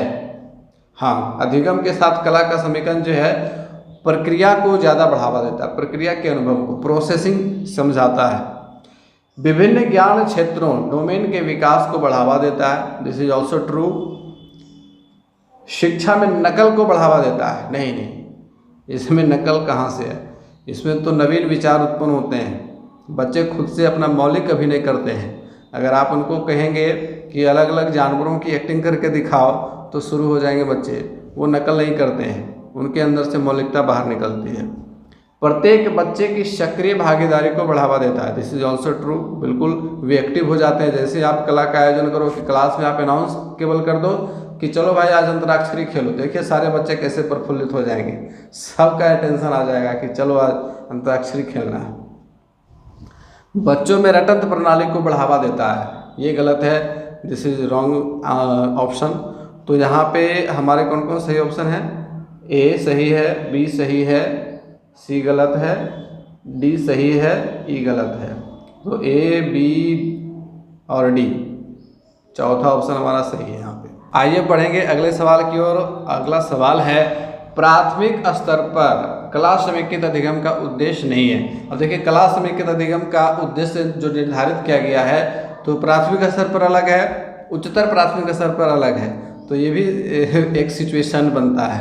तो प्राथमिक स्तर पर क्या क्या उद्देश्य नहीं है, ये पता लगाना है। तो पहला है कि समावेशी वातावरण में रहना सीखना, ये प्राथमिक स्तर का उद्देश्य है ना, क्योंकि प्राथमिक स्तर से ही समावेशी शिक्षा प्रारंभ हो जाती है। अपनी भावनाओं को समझना और उन्हें नियंत्रित करना, ये भी सही है, दूसरा कथन भी हमारा सही है। अवधारणाओं के विभिन्न परिप्रेक्ष्यों का पता लगाना, अवधारणा के विभिन्न परिप्रेक्ष्य का पता प्राथमिक स्तर के बच्चे नहीं लगा सकते हैं, ये उच्चतर प्राथमिक लेवल के लिए है। तो ये यहाँ हमारा उद्देश्य नहीं है। कला एवं कलात्मकता का दिन प्रतिदिन के कार्यकलापों में उपयोग करना, ये भी उच्चतर प्राथमिक स्तर का उद्देश्य है, प्राथमिक स्तर का उद्देश्य नहीं है। सीखने के लिए आनंद और उत्सुकता का अनुभव करना, ये उद्देश्य है। तो हमारे पास सी और डी दो ऑप्शन हैं जो कि प्राथमिक स्तर पर कला समेकित अधिगम का उद्देश्य नहीं है।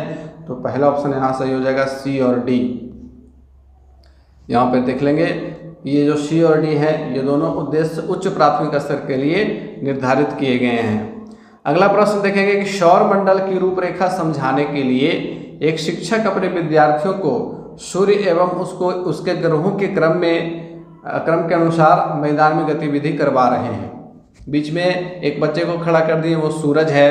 बाकी 8 बच्चों को अलग अलग कक्षा बना करके according to the solar system उन्होंने खड़ा कर दिया।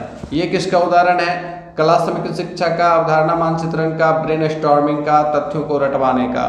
तो ये कला समेकित शिक्षा का एक उदाहरण है, परफेक्ट एग्जाम्पल है। इसमें बच्चे कला के माध्यम से, कोई सूरज बना हुआ है, अब वो सूरज की तरह एक्टिंग करेगा, आग बरसाने का एक्टिंग करेगा। एक बच्चा जो है धरती बना हुआ है, वो हंसते गाते हुए चारों तरफ घूमेगा, क्योंकि यहाँ पर जीवन है, हरियाली है। बाकी इस तरह से हम जो भी गतिविधि करवा रहे हैं, कला समेकित शिक्षा का बहुत अच्छा उदाहरण है। इनमें से कौन कला समेकित शिक्षा का उदाहरण नहीं है? स्कूल की पत्रिका प्रकाशित करना, कोलाज कार्य, गणित के सवालों को बोर्ड पर हल करना, नाटक के माध्यम से कहानी समझाना। तो आप यहाँ पे देखेंगे गणित के सवाल को बोर्ड पर हल कर रहे हैं, इसमें कौन सी कला है? ये गलत ऑप्शन है, बाकी ये सही है। 1, 2, 4 ये 3 ऑप्शन जो हैं वो कला समेकित शिक्षा के उदाहरण हैं, तीसरा नहीं है ना। तो यहाँ पे तीसरा ऑप्शन हमारा यहाँ सही होगा अकॉर्डिंग टू द क्वेश्चन, कि कला समेकित शिक्षा का उदाहरण नहीं है कौन? तो गणित के सवालों को बोर्ड पर हल करना। चलिए आगे बढ़ेंगे। एक शिक्षक कक्षा में पाठ योजना के अनुरूप शिक्षण कार्य करते हैं, ठीक, बच्चों को गृह कार्य भी देते हैं, फिर उसकी जांच करते हैं। यही प्रक्रिया वे अपने शिक्षण कार्य के लिए अपनाते हैं। शिक्षक के द्वारा किया जा रहा है बाल केंद्रित शिक्षण, परंपरागत शिक्षण, लोकतांत्रिक शिक्षण या फिर सृजनात्मक शिक्षण। आपको ये बताना है कि वे कौन सा शिक्षण कर रहे हैं। तो यहाँ से हमारा जो है दूसरा टॉपिक स्टार्ट हो गया है ना। बाल केंद्रित परंपरागत शिक्षण वो जो टॉपिक था, दूसरा टॉपिक यहाँ से स्टार्ट है। तो शिक्षक महोदय जो काम कर रहे हैं, यह परंपरागत शिक्षण का हिस्सा है। परंपरागत शिक्षण में हम लोग इसी प्रकार से बच्चों को पढ़ाते हैं। अपना लेसन प्लान तैयार करके आए, बच्चों के सामने उसको प्रेजेंट किए, होमवर्क दिए, फिर बच्चे घर से होमवर्क बना करके लाएँ, फिर उसको जांच किए, फिर आगे पढ़ाएँ, फिर होमवर्क दिए। ये प्रक्रिया, ये प्रोसेस एक साइकिल की तरह लगातार चलता रहता है। ये परंपरागत शिक्षण कहलाता है। चलिए आगे बढ़ेंगे। एक शिक्षक कक्षा में अवधारणाओं को समझाने के लिए गतिविधियों का उपयोग करते हैं जिसमें बच्चों की सक्रिय भूमिका होती है और वे केवल उनका मार्गदर्शन करते हैं कि कैसे क्या करना है, एक्टिविटी को कैसे इम्प्लीमेंट करना है, तो कौन कौन से बच्चों को क्या करना है, ये सारा जो गाइडलाइन देते हैं शिक्षक देते हैं। तो शिक्षक के द्वारा किया जा रहा है। यहाँ पे सही ऑप्शन होगा बाल केंद्रित शिक्षण। This is a child centred teaching method, जिसमें हम बच्चों को पार्टिसिपेट करवाते हैं एक्टिविटीज़ में, बहुत तरह के क्रियाकलाप करवाते हैं उनसे, तो ये बाल केंद्रित शिक्षण का उदाहरण है। अगला प्रश्न है, एक शिक्षक कक्षा में वाद विवाद प्रतियोगिता का आयोजन करवाते हैं जिससे बारी बारी से सभी बच्चों को अपने विचार रखने का अवसर प्रदान करते हैं। कौन सा शिक्षण है ये? तो जब हम सभी बच्चों को अवसर दे रहे हैं उनको अभिव्यक्ति देने का, तो ये लोकतांत्रिक शिक्षण का उदाहरण है। यहाँ पे लोकतांत्रिक शिक्षण हो गया। अगला सवाल देखेंगे कि एक शिक्षक कक्षा के विद्यार्थियों को विज्ञान विषय में प्रदूषण के बारे में पढ़ाते समय प्रदूषण से जुड़ी समस्याओं को स्वयं से रेखांकित करते हुए कि चलिए आप लोग अब अपने मन में सोचिए या उसको नोटबुक पर लिखिए कि प्रदूषण के कारण कौन कौन सी समस्याएं आ रही हैं और उन समस्याओं के संभावित समाधान ढूंढने के लिए कहते हैं। बच्चों को कहना है कि इन समस्याओं के समाधान के क्या तरीके हो सकते हैं, आप लोग अपने विचार दीजिए, अपने सुझाव दीजिए। तो यहाँ पे शिक्षक के द्वारा क्या किया जा रहा है? तो यहाँ पे हम बच्चों के सृजनात्मक शिक्षण की ओर इंगित कर रहे हैं कि ऐसा करके हम बच्चों की सृजनशीलता को पहचान रहे हैं, उनमें कितनी क्रिएटिविटी है, उनका थिंकिंग प्रोसेस क्या है, वो किस प्रकार से नए नए आइडियाज सोच सकते हैं, ये हमें बताता है। तो ये सृजनात्मक शिक्षण कहलाता है। प्राथमिक स्तर पर शिक्षण की कौन सी विधि या विधियां उपयुक्त नहीं है, ये देखना है। जगमग विधि, जगमग विधि क्या होता है? तो जगमग विधि का मतलब हो गया कि शिक्षक जग है बड़ा वाला और छोटा बच्चा जो है वो छोटा मग है। हमारे पास ज्ञान भरा पड़ा है और बच्चे का मग खाली है, हम अपने ज्ञान को उसमें उड़ेल करके उसका ज्ञान भर रहे हैं। ये पद्धति जगमग पद्धति कहलाती है। तो प्राथमिक स्तर पर यह शिक्षण की सही विधि नहीं है, ये गलत है। खेल आधारित विधि बिल्कुल सही है।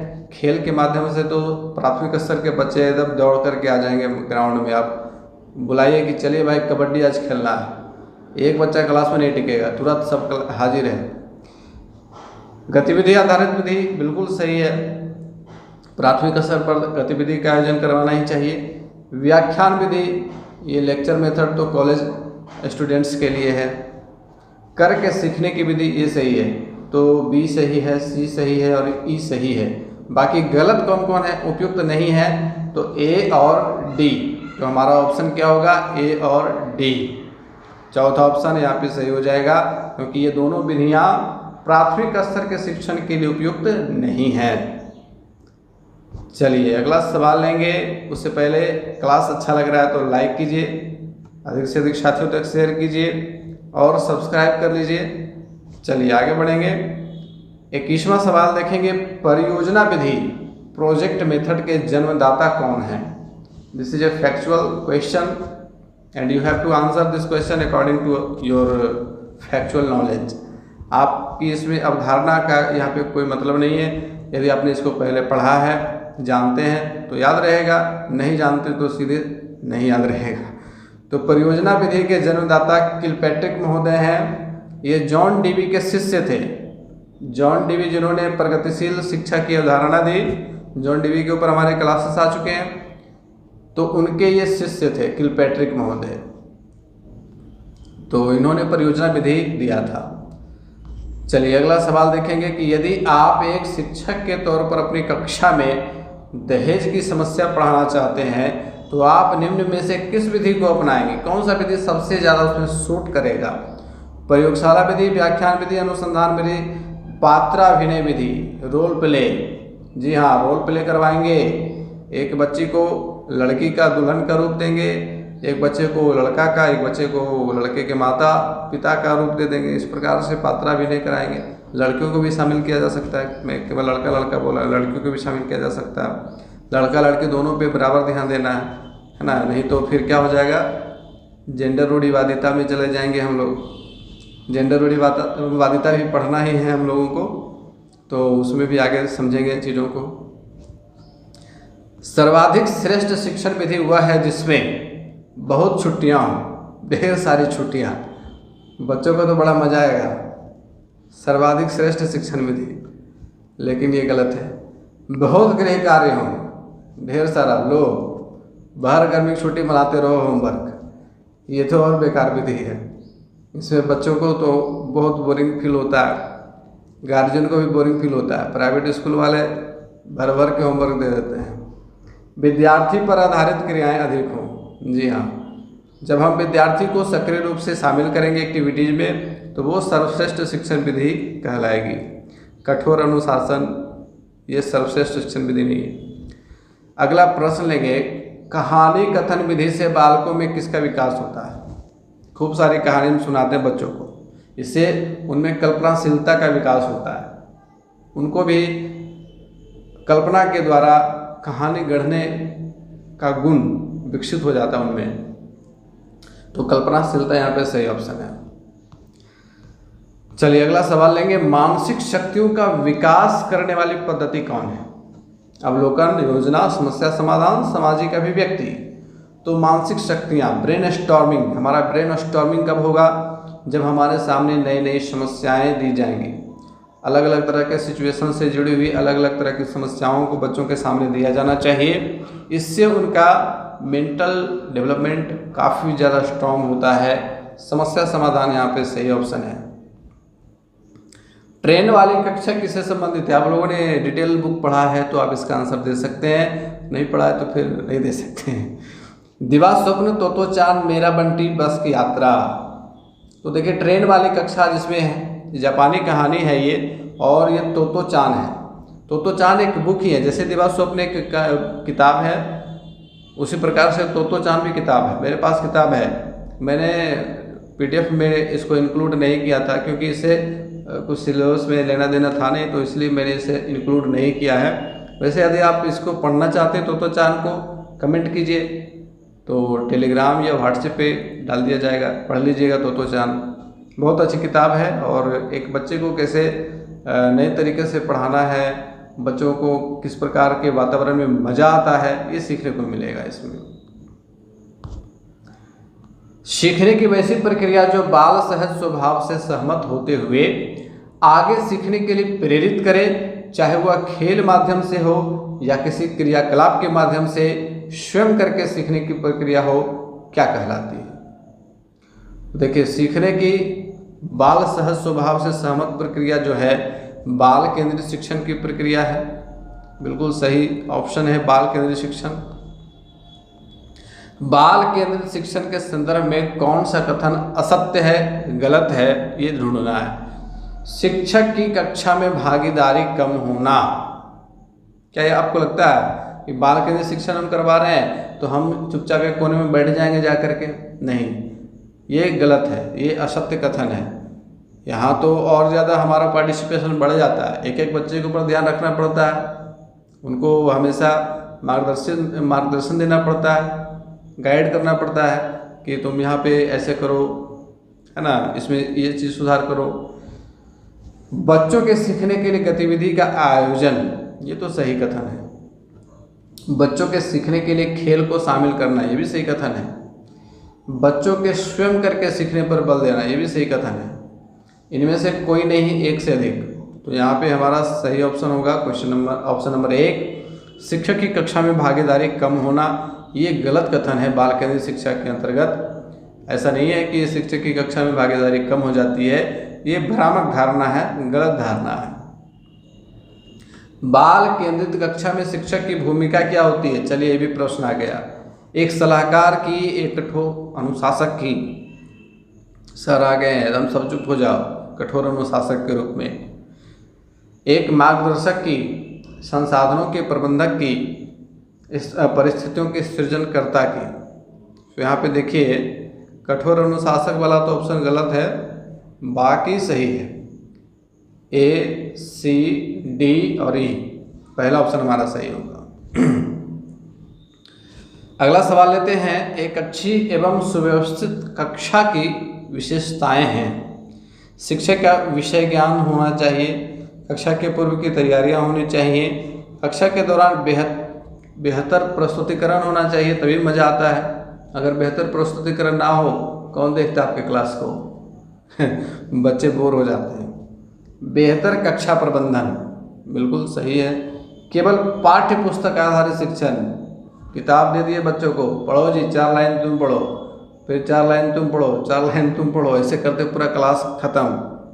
तो ये अच्छी एवं सुव्यवस्थित कक्षा की विशेषता नहीं है। पाठ्यक्रम पूरा करने पर विशेष बल, सिलेबस जल्दी जल्दी कंप्लीट करा देना है, ये भी गलत है। हमारे पास ABCD 4 ऑप्शन है जो सही है, और ये अच्छी एवं सुव्यवस्थित कक्षा की विशेषताएं हैं ABCD। तीसरा ऑप्शन सही है। क्लासेस आपको पसंद आ रहे हैं, लाइक किया अभी तक आप लोगों ने, नहीं किया तो अभी तुरंत लाइक कीजिए, आगे बढ़िए। कक्षा शिक्षण हेतु एक शिक्षक के पास तैयार होना चाहिए। क्या क्या चीज़ तैयार होनी चाहिए? संपूर्ण पाठ्यक्रम की उत्तर पुस्तिका, पूरा एकदम कुंजी के तैयार करके रखे हुए हैं, तो ये तो गलत है। सीखने की योजना, जी हाँ, लर्निंग प्लान तो ज़रूरी है, हम अपना प्लानिंग करेंगे कैसे हमको पढ़ाना है। पारंपरिक शिक्षण प्रणाली में दक्षता, बिल्कुल ट्रेडिशनल मेथड वाले टीचर हैं, आए और 4 सोटा खींच दिए, उसके बाद सब बच्चों को बैठा करके पढ़ो। तो पारंपरिक शिक्षण प्रणाली में दक्षता। छात्रों के करियर की योजना होनी चाहिए, इनमें से कोई नहीं या एक से अधिक। तो देखिए, कक्षा शिक्षण हेतु एक शिक्षक के पास तैयार होना चाहिए सीखने की योजना, आपके पास सीखने की योजना तैयार होनी चाहिए। पाठ योजना एवं सीखने की योजना का एक प्रमुख अंतर क्या है? आप लोगों ने नाम सुना lesson plan and learning plan. What is the difference between this 2 things? Lesson plan and learning plan. तो देखिए, पाठ योजना जो है वो शिक्षक केंद्रित है, सीखने की योजना जो है वो बाल केंद्रित है, ये सबसे बड़ा अंतर है। ऑप्शन देख लेते हैं।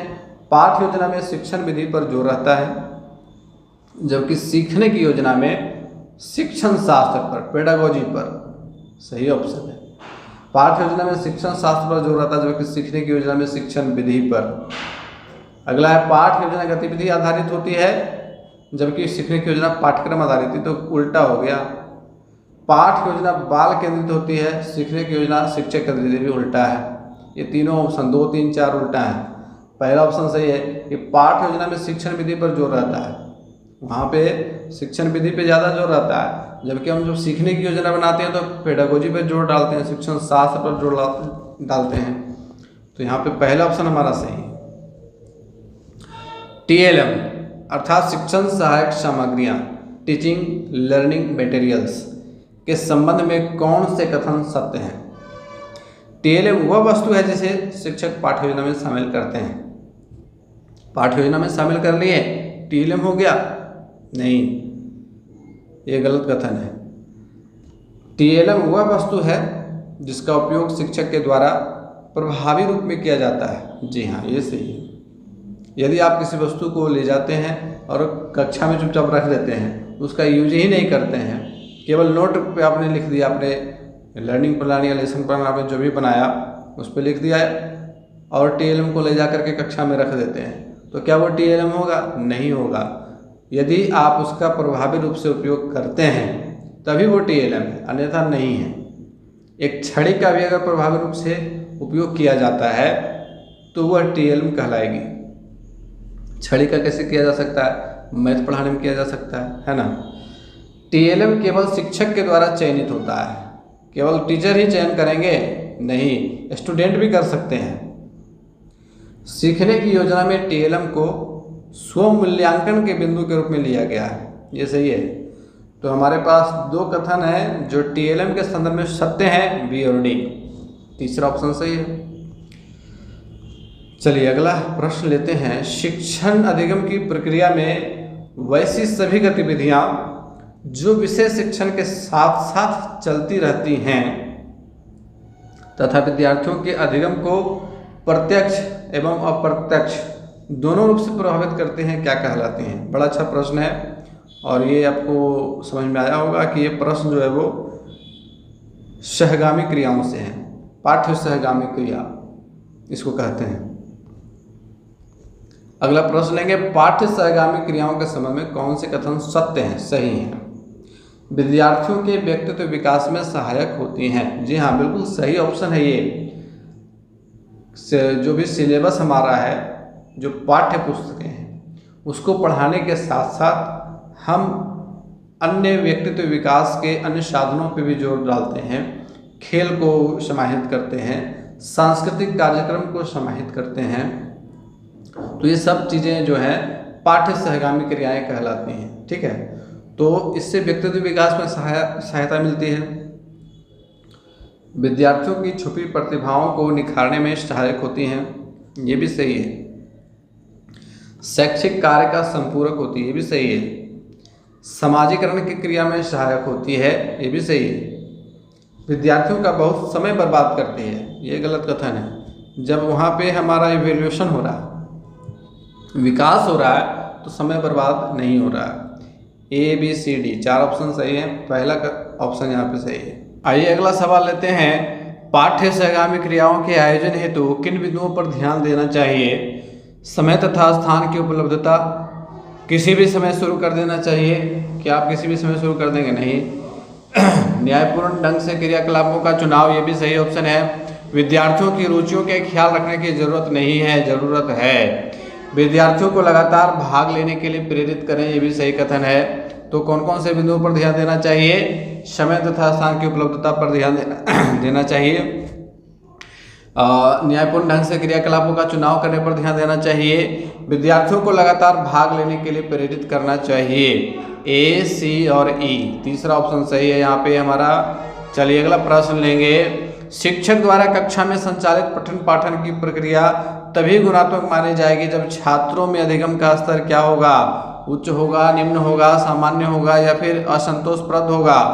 तो शिक्षक द्वारा कक्षा में संचालित पठन पाठन की प्रक्रिया तभी गुणात्मक मानी जाएगी जब छात्रों में अधिगम का जो स्तर है वो उच्च होगा। आपके बच्चों का, आपके क्लास के बच्चों का कॉग्निटिव लेवल हाई होना चाहिए, तभी ये माना जाएगा कि आप अच्छे से पढ़ा रहे हैं, नहीं तो फिर आपके ऊपर उंगली उठेगी। अगला प्रश्न है, बच्चों के सीखने के संदर्भ में कौन सा कथन सत्य है? ऑप्शंस हैं, बच्चे तब सीखते हैं जब शिक्षक कठोर अनुशासन वाला हो।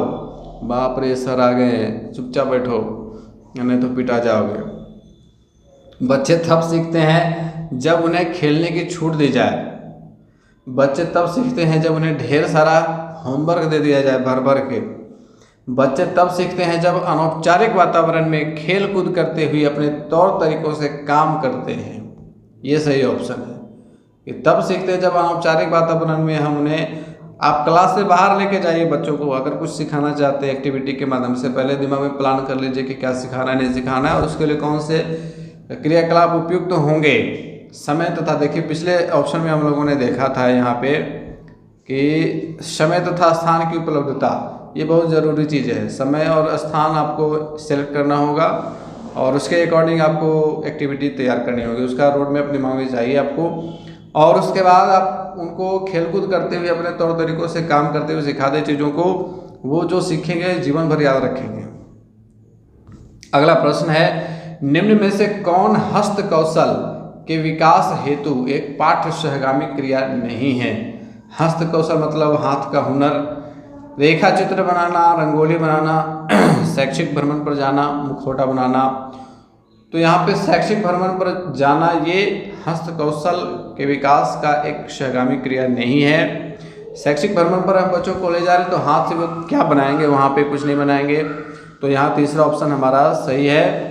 अगला प्रश्न देखेंगे, निम्न में से कौन गणित के विकास हेतु एक पाठ्य सहगामी क्रिया है? गणित के विकास के लिए बहुत जरूरी है कि हम अपनी क्लास में विभिन्न प्रकार के पाठ्य सहगामी क्रियाओं का आयोजन कराते रहें, क्योंकि गणित सिखाना, गणित की अवधारणाओं को याद रखवाना, उनका इम्प्लीमेंटेशन करवाना बच्चों से काफ़ी मुश्किल काम होता है। क्यों मुश्किल काम होता है? गणित के शिक्षण शास्त्र में आप लोगों ने पढ़ा होगा, गणित का भय, भ्रम और मिथक बहुत भारी सब्जेक्ट है, हमसे नहीं बनेगा। ये इस तरह की जो मिथ्या चीज़ें हैं ये भ्रम का रूप ले लेती हैं और इसी के कारण बच्चों को परेशानी होती है गणित से। और यहाँ पे सही ऑप्शन क्या है? पहेली बनाना। पहेली बनाना गणित के विकास हेतु एक पाठ्य सहगामी क्रिया है, इसके माध्यम से हम लोग गणित सिखाने में सहायता कर सकते हैं बच्चों की।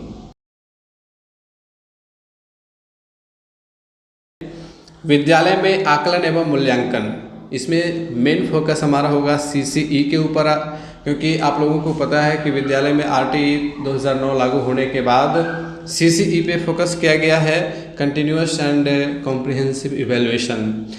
दूसरा पॉइंट है शिक्षक वृत्तिक विकास, इसमें शिक्षक से संबंधित कुछ प्रश्न आपको देखने को मिलेंगे। तीसरा है विद्यालय में नेतृत्व व्यवस्था और शिक्षक किस प्रकार से होना चाहिए, विद्यालय का नेतृत्व व्यवस्था और शिक्षकों की क्या भूमिका है उसमें, इन सब चीज़ों के ऊपर आपको सवाल के साथ साथ इम्पोर्टेंट फैक्ट्स देखने को मिलेंगे। आइए पहले सवाल की ओर बढ़ेंगे। मूल्यांकन की प्रक्रिया होनी चाहिए किस प्रकार की, सत्रांत, अर्धवार्षिक, वार्षिक या फिर सतत एवं व्यापक।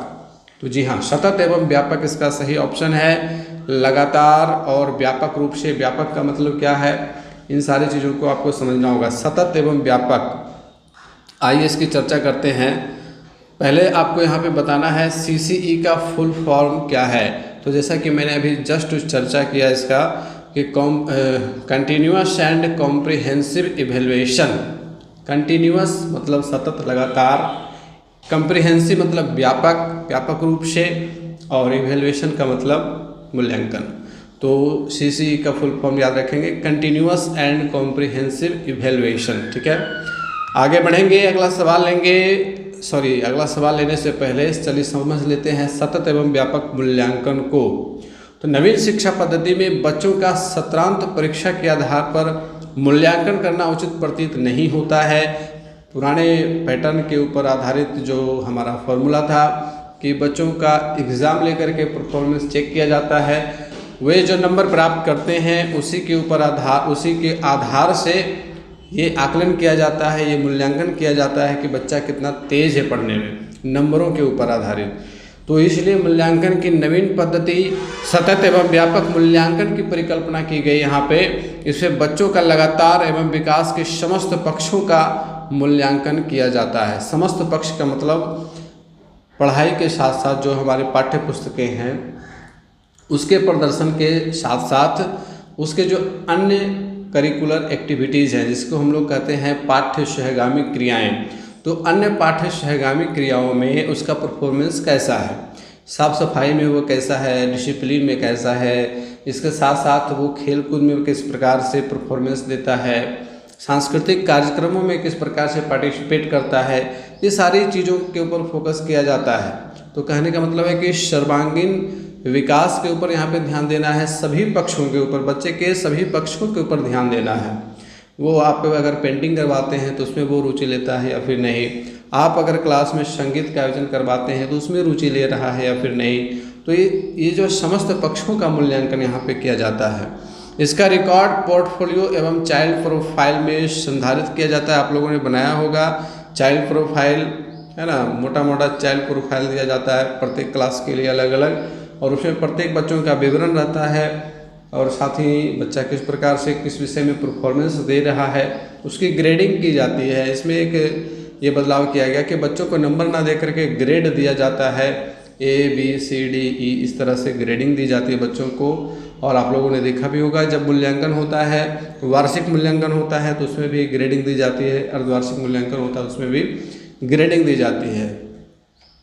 तो ये सतत एवं व्यापक मूल्यांकन की अवधारणा है। इसके दो प्रमुख उद्देश्य हैं। सतत एवं व्यापक मूल्यांकन के दो प्रमुख उद्देश्य है, याद रखेंगे इसे।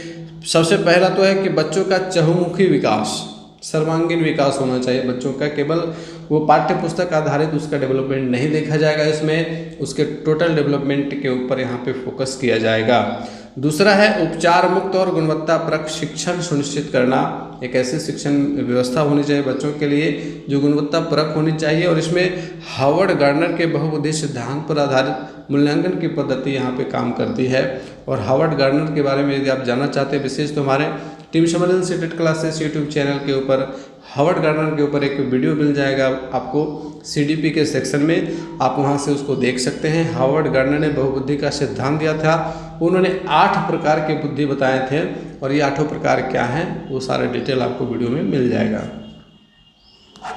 आगे बढ़ेंगे, अगला सवाल लेंगे। सतत एवं व्यापक मूल्यांकन में व्यापक का तात्पर्य क्या है? व्यापक का तात्पर्य क्या है बताइए? लगातार आकलन से, सर्वांगीण विकास पर नजर रखने से, वार्षिक परीक्षा का आयोजन करने से, गतिविधि आधारित परीक्षा से। तो यहाँ पे व्यापक का तात्पर्य है सर्वांगीण विकास पर नज़र रखने से। बच्चों के सर्वांगीण विकास, सभी पक्षों के ऊपर हमें नज़र रखनी है कि किस पक्ष में बच्चा कमज़ोर पड़ रहा है, वहाँ पे काम करके उसको वहाँ पे पैचअप करना है।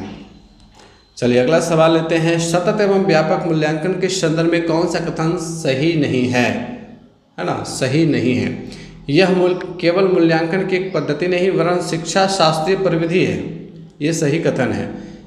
CCE जो है वो शिक्षा शास्त्रीय प्रविधि है। यह बच्चों के लगातार एवं सर्वांगीण विकास की जांच करता है। जी बिल्कुल सही। वांछित गुणों के सापेक्ष बच्चों के सीखने की प्रक्रिया का अवलोकन करता है।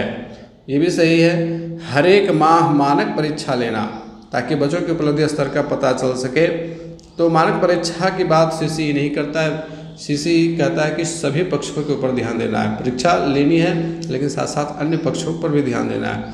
तो यहाँ पे चौथा हाँ सही नहीं है।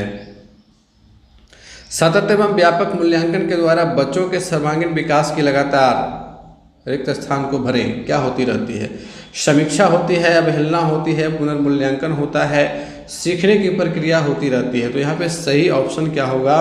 समीक्षा होती रहती है। सतत एवं व्यापक मूल्यांकन के द्वारा हम बच्चों के परफॉर्मेंस की समीक्षा करते रहते हैं। सर्वांगीण विकास में वो कहाँ पे कमज़ोर पड़ रहा है, कहाँ पे उसे ज़्यादा जोर देने की ज़रूरत है, कहाँ पे उसे शिक्षकों का विशेष ध्यान देने की ज़रूरत है, इन सारी चीज़ों की समीक्षा होती रहती है।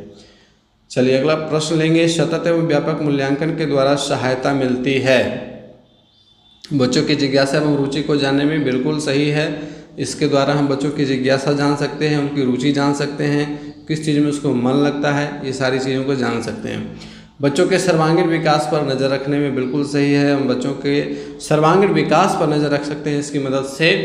बच्चों की परीक्षा के अंकों को बढ़ाने में, परीक्षा के अंक को बढ़ाने से कोई मतलब नहीं है, ये गलत कथन है। बच्चों के उपलब्धि स्तर में अपेक्षित सुधार करने में, ये सही कथन है। हम CCE के द्वारा उनके उपलब्धि स्तर में अपेक्षित सुधार करते हैं। जहाँ पे वे कमज़ोर पड़ते हैं वहाँ उन्हें अतिरिक्त सहायता दी जाती है। तो A, B और D हमारा पहला ऑप्शन सही होगा। यहाँ सतत एवं व्यापक मूल्यांकन आवश्यक है किस लिए? बच्चों के क्षमता विकास में, बिल्कुल सही है। शैक्षिक रणनीति हेतु, उपचारात्मक शिक्षा हेतु, पाठ्यक्रम को शीघ्र पूरा कराने में। तो यहाँ पे हमारा पहला सही है। बच्चों के क्षमता विकास में, शैक्षिक रणनीति हेतु, उपचारात्मक शिक्षा हेतु और पाठ्यक्रम को शीघ्र पूरा कराना, ये इसका कोई उद्देश्य नहीं है। तो A, B और C हमारा दूसरा ऑप्शन सही है। बच्चों के आकलन के दौरान क्या आवश्यक है? सही गलत कहना या तुलना आवश्यक है। सही गलत कहना या तुलना ठीक नहीं है। केवल मेधावी बच्चों को पुरस्कृत करना चाहिए, पिछड़े बच्चों को नज़रअंदाज कर देना चाहिए। तो इसमें से कौन सही होगा? तो देखिए, बच्चों के आकलन जब हम लोग करते हैं तो सही गलत कहना या फिर तुलना करना ठीक नहीं होता है। हम लोग अक्सर ऐसा देखते हैं कि किसी बच्चे की तुलना दूसरे बच्चे से कर दी जाती है, जो कि बिल्कुल अनुचित है। और इस पे हम लोगों को बहुत ज़्यादा ध्यान देने की ज़रूरत है कि अरे तुम तो कुछ नहीं समझते हो, उसको देखो फटाफट समझ लेता है। तो हर एक बच्चे की अपनी अलग क्षमता होती है। व्यक्ति की विभिन्नता का सिद्धांत कहता है कि प्रत्येक बच्चे की कैपेसिटी अलग अलग होती है। तो अगर कोई पढ़ने में किसी विषय में तेज़ है तो हो सकता है दूसरा किसी अन्य क्षेत्र में ज़्यादा तेज हो। तो ये सारी चीज़ें हैं। बच्चों के आकलन के दौरान हमें सही गलत कहना या तुलना करना ठीक नहीं है।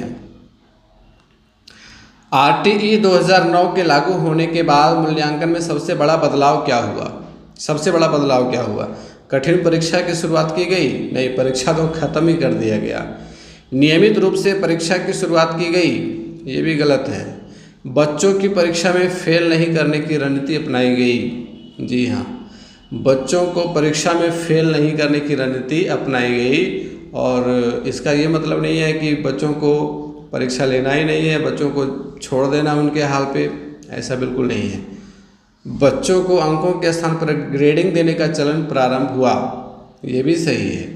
उपरोक्त में से एक से अधिक कोई नहीं। तो जी हाँ, उपरोक्त में से एक से अधिक या कोई नहीं। ये BPSC वाले 5 ऑप्शन देते हैं और बहुत सारे कमेंट में देख रहा था कि सर 5 ऑप्शन दीजिए। तो 5वां जो ऑप्शन होता है वो इसी प्रकार का ऑप्शन होता है कि उपरोक्त में से एक से अधिक या फिर कोई नहीं।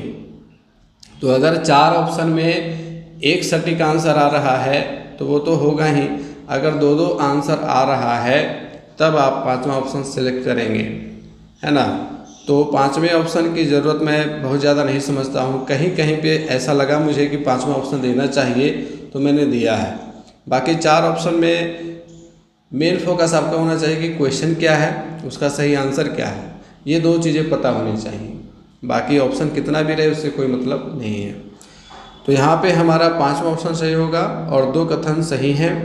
RT 2009 के लागू होने के बाद मूल्यांकन में 2 बड़े बदलाव देखने को मिले।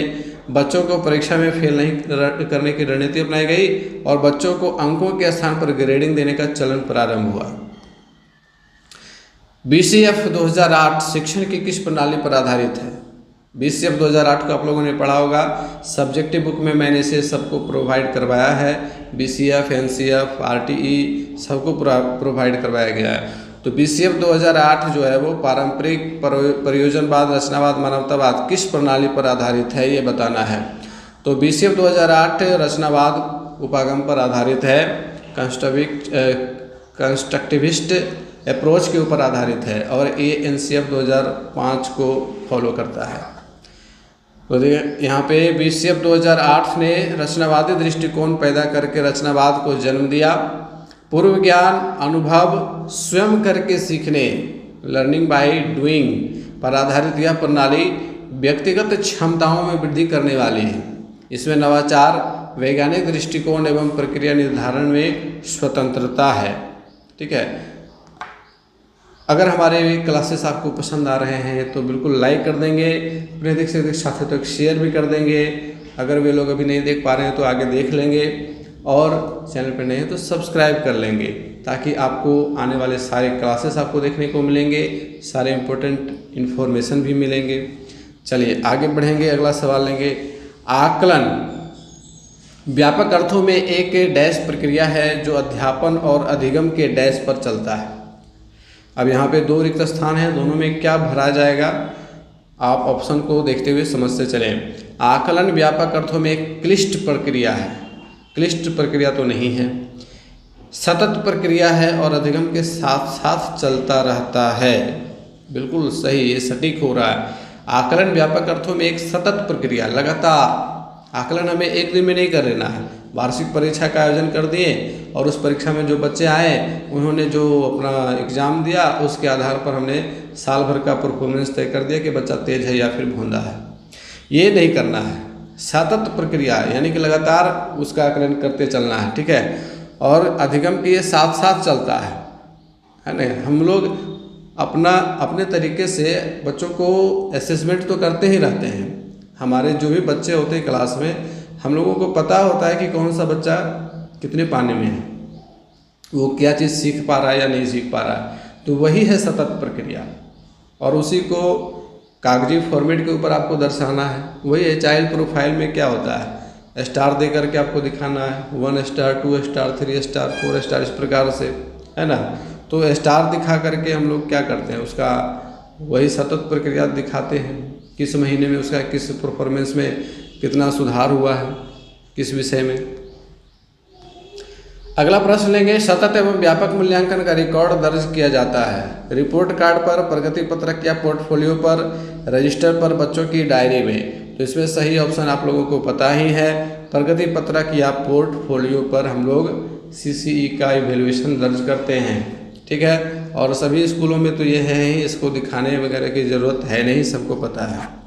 चलिए अगला सवाल है। प्रगति पत्रक में बच्चों को उनके उपलब्धि स्तर के आकलन के लिए क्या दिया जाता है? अंक दिया जाता है, ग्रेड दिया जाता है, प्रतिशत अंक दिया जाता है, इनमें से सभी दिया जाता है। तो प्रगति पत्रक में बच्चों को उनके उपलब्धि स्तर के आकलन के लिए ग्रेड दिया जाता है। ग्रेडिंग सिस्टम स्टार दिया जाता है, 1 स्टार, 2 स्टार, 3 स्टार या फिर ABCD, इस प्रकार से ग्रेडिंग या स्टार दिए जाते हैं। देखिए प्रगति पत्रक के बारे में थोड़ा सा यहाँ पे दिया गया है। 8वीं कक्षा तक के छात्रों को, यहाँ पे प्रगति पत्रक जो है वो 8वीं कक्षा तक के छात्रों के लिए ही है। हम लोग प्रारंभिक विद्यालय के ऊपर ही फोकस करेंगे, माध्यमिक उच्च माध्यमिक की ओर नहीं जाएंगे। तो 8वीं कक्षा तक के छात्रों को उनके संपूर्ण उपलब्धि स्तर को प्रदर्शित करने के लिए प्रगति पत्रक का उपयोग किया जाता है। यह 4 पृष्ठों का होता है। पहले पृष्ठ पर सामान्य जानकारी होती है, स्कूल तथा बच्चे का संपर्क स्रोत लिखा होता है। दूसरा पृष्ठ विषय आधारित होता है, आप लोगों ने देखा ही है, जिसमें क्या सीखा, शुरुआत से अब तक कैसे कैसे सीखा, यह दिखाना होता है। तीसरे पृष्ठ पर संपूर्ण व्यक्तित्व विकास के संबंध में लिखना होता है और चौथे पृष्ठ पर टिप्पणियाँ, सुझाव एवं संकेतों का विवरण रहता है। प्रधानाध्यापक का मंतव्य रहता है, उनका सिग्नेचर वगैरह रहता है ना। तो ये प्रगति पत्रक है।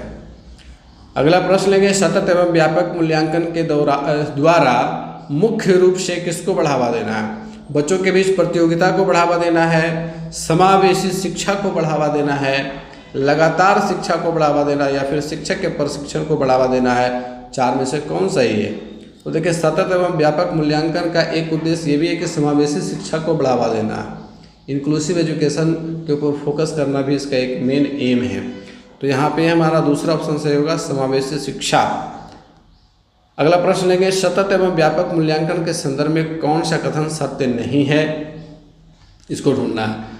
इसमें अंकों के स्थान पर ग्रेड का प्रयोग होता है, ये तो सही कथन है, सत्य है। सॉरी, यह विद्यार्थियों के तनाव को कम करता है, ये भी सही है, क्योंकि एग्जाम तो ख़त्म कर दिया गया तो टेंशन ख़त्म हो गया बच्चों का। इससे शिक्षकों पर बोझ बढ़ जाता है, शिक्षकों के ऊपर बोझ बढ़ता है, ढेर सभी बच्चों का चाइल्ड प्रोफाइल तैयार करते रहिए, बोझ तो बढ़ ही गया। लेकिन ऐसा आप नहीं कर सकते हैं, ये कथन सत्य नहीं है। शिक्षकों के ऊपर कोई बोझ नहीं बढ़ा, ये शिक्षकों का काम ही है। यह एक विद्यालय आधारित मूल्यांकन, ये सही है। तो तीसरा कथन हमारा यहाँ पे सही ऑप्शन है कि ये गलत कथन है। व्यापक सतत एवं व्यापक मूल्यांकन के संदर्भ में किससे शिक्षकों पर बोझ बढ़ता है।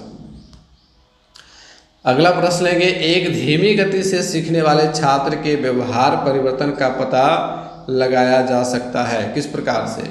पोर्टफोलियो अवलोकन से, रिपोर्ट कार्ड से, रजिस्टर से, दैनिक पाठचर्या से। तो धीमी गति से सीखने वाले छात्र का पता हम उसके पोर्टफोलियो से लगा सकते हैं, किस विषय में उसको कहाँ पे कितना स्टार मिला हुआ है उससे देख करके। तो पहला ऑप्शन हमारा पोर्टफोलियो अवलोकन से सही है। अगला प्रश्न है, NCFTE का फुल फॉर्म क्या है? NCFTE आप लोगों ने इसे देखा है। NCFTE क्या है? NCFTE जो है वो शिक्षक पाठचर्या का प्रारूप है। National curriculum framework for teacher education, राष्ट्रीय पाठचर्या की रूपरेखा शिक्षक शिक्षा के लिए, ठीक है। तो दूसरा ऑप्शन हमारा यहाँ पे सही है। NCFTE शिक्षक प्रशिक्षण कार्यक्रम हेतु पाठचर्या निर्माण करती है। जिस प्रकार से NCF ने प्रारंभिक शिक्षा के ऊपर पाठचर्या का निर्माण किया है, उसी प्रकार से अध्यापक शिक्षा के लिए, शिक्षक शिक्षा के लिए NCFTE ने पाठचर्या का निर्धारण किया है। आप जो ट्रेनिंग आप लोगों ने किया, हम लोगों ने मिलकर के ट्रेनिंग किया, DLED, BEd, ये सारे जो ट्रेनिंग प्रोग्राम होते हैं, इनकी जो पाठचर्या का निर्धारण किया जाता है वो NCFTE के द्वारा किया जाता है, ठीक है। वर्तमान समय में NCFTE 2010 के अनुरूप शिक्षक प्रशिक्षण कार्यक्रम संचालित हो रहा है। जो भी शिक्षक प्रशिक्षण आप कार्यक्रम देखते हैं, DLED का, BEd का, ये जो करिकुलम निर्धारण किया गया है, ये सारा NCFTE के द्वारा निर्धारित किया गया है। और यदि आप लोगों ने NCFTE 2010 को नहीं पढ़ा है, पढ़ना चाहते हैं, तो कमेंट करेंगे नीचे कमेंट बॉक्स में, इसे टेलीग्राम व्हाट्सएप ग्रुप पे प्रोवाइड करवा दिया जाएगा। आगे बढ़ेंगे, NCFTE का फुल फॉर्म क्या है? तो NCTE का फुल फॉर्म यहाँ पे आ गया है ना, NCTE क्या है? तो ये शिक्षक शिक्षा का सबसे हेड ऑफिस है। जितना भी टीचर एजुकेशन से रिलेटेड जितने भी मैटर हैं, उन सब का ये हेड बॉस है NCTE। इसको कहते हैं national council for teacher education. पहला ऑप्शन ही सही है, national council for teacher education, शिक्षक शिक्षा के लिए राष्ट्रीय परिषद, राष्ट्रीय शिक्षक शिक्षा परिषद इसको हिंदी में कहते हैं। राष्ट्रीय शिक्षक शिक्षा परिषद भारत सरकार की एक संस्था है, जिसकी स्थापना, अब देखिए यहाँ पे प्रिंट में मिस्टेक हो गया है, होता क्या है पावर पॉइंट में जब प्रिंट किया जाता टाइपिंग किया जाता है हिंदी में तो थ का कभी कभी ये हो जाता है। राष्ट्रीय शिक्षक शिक्षा परिषद अधिनियम 1993 के अंतर्गत 17 अगस्त 1995 में की गई थी। ठीक है, इसका उत्तरदायित्व तो भारतीय शिक्षा प्रणाली के मानक प्रक्रियाएं एवं धाराओं की स्थापना एवं निरीक्षण करना है। इसका मुख्यालय नई दिल्ली में है। ठीक है, तो NCT से महत्वपूर्ण चीज़ें यहाँ पे आ गई। कब स्थापना हुई थी ये भी सवाल पूछा जा सकता है। NCT की स्थापना कब हुई थी, एक सवाल इससे भी बन सकता है। तो आप याद रखेंगे कि 1993 के अधिनियम के अंतर्गत 17 अगस्त 1995 में उसकी स्थापना हुई थी। ठीक है, तो इस प्रकार से जो भी इम्पोर्टेंट फैक्ट्स आ सकते हैं उसको शामिल किया गया है ताकि एक भी ऐसा क्वेश्चन ना आए जिसके बारे में आपकी जानकारी ना हो। ये पूरी कोशिश की गई है। क्लासेस अच्छा लग रहे हैं तो लाइक करेंगे और अब अधिक से अधिक साथियों तक शेयर कर देंगे ताकि वे लोग भी इसका बेनिफिट ले सकें। शेयर बटन पर क्लिक कीजिएगा, उसके बाद आपके सामने ऑप्शन खुल करके आ जाता है व्हाट्सएप, फेसबुक, जहाँ भी आप चाहें वहाँ शेयर कर सकते हैं। एक प्रभावी शिक्षक सुनिश्चित करता है कि कक्षा में छात्रों में परस्पर सहयोग की भावना उत्पन्न हो। बिल्कुल सही है, लेकिन देखिए एक ऑप्शन को पढ़ करके आपको टिक नहीं करना है, आपको पूरे ऑप्शन को ध्यान से पढ़ना है और जो सर्वश्रेष्ठ होगा, जो सबसे सही होगा उसके ऊपर फोकस करना है। आगे भी पढ़ेंगे। उसे कक्षा में हस्तक्षेप ना करना पड़े, छात्रों के बीच प्रतियोगिता हो, प्रतियोगिता भी जरूरी है। चौथा ऑप्शन कहता है कि स्थिति की मांग के अनुरूप, जिस प्रकार का सिचुएशन हो उसके अनुसार कक्षा में प्रतियोगिता या परस्पर सहयोग की भावना उत्पन्न हो। ये सही है कि स्थिति के मांग के अनुरूप। ऐसा नहीं है कि एग्जाम चल रहा है और आप परस्पर सहयोग की भावना के कारण सारे बच्चों को छूट दे दें, तो सब परस्पर भावना के कारण एक दूसरे की कॉपी कर लेंगे। परस्पर सहयोग कर रहे हैं तो तब तो वहाँ पे गड़बड़ हो जाएगा। इसलिए स्थिति के अनुसार प्रतियोगिता भी होनी चाहिए और स्थिति की मांग के अनुसार परस्पर सहयोग की भावना भी होनी चाहिए।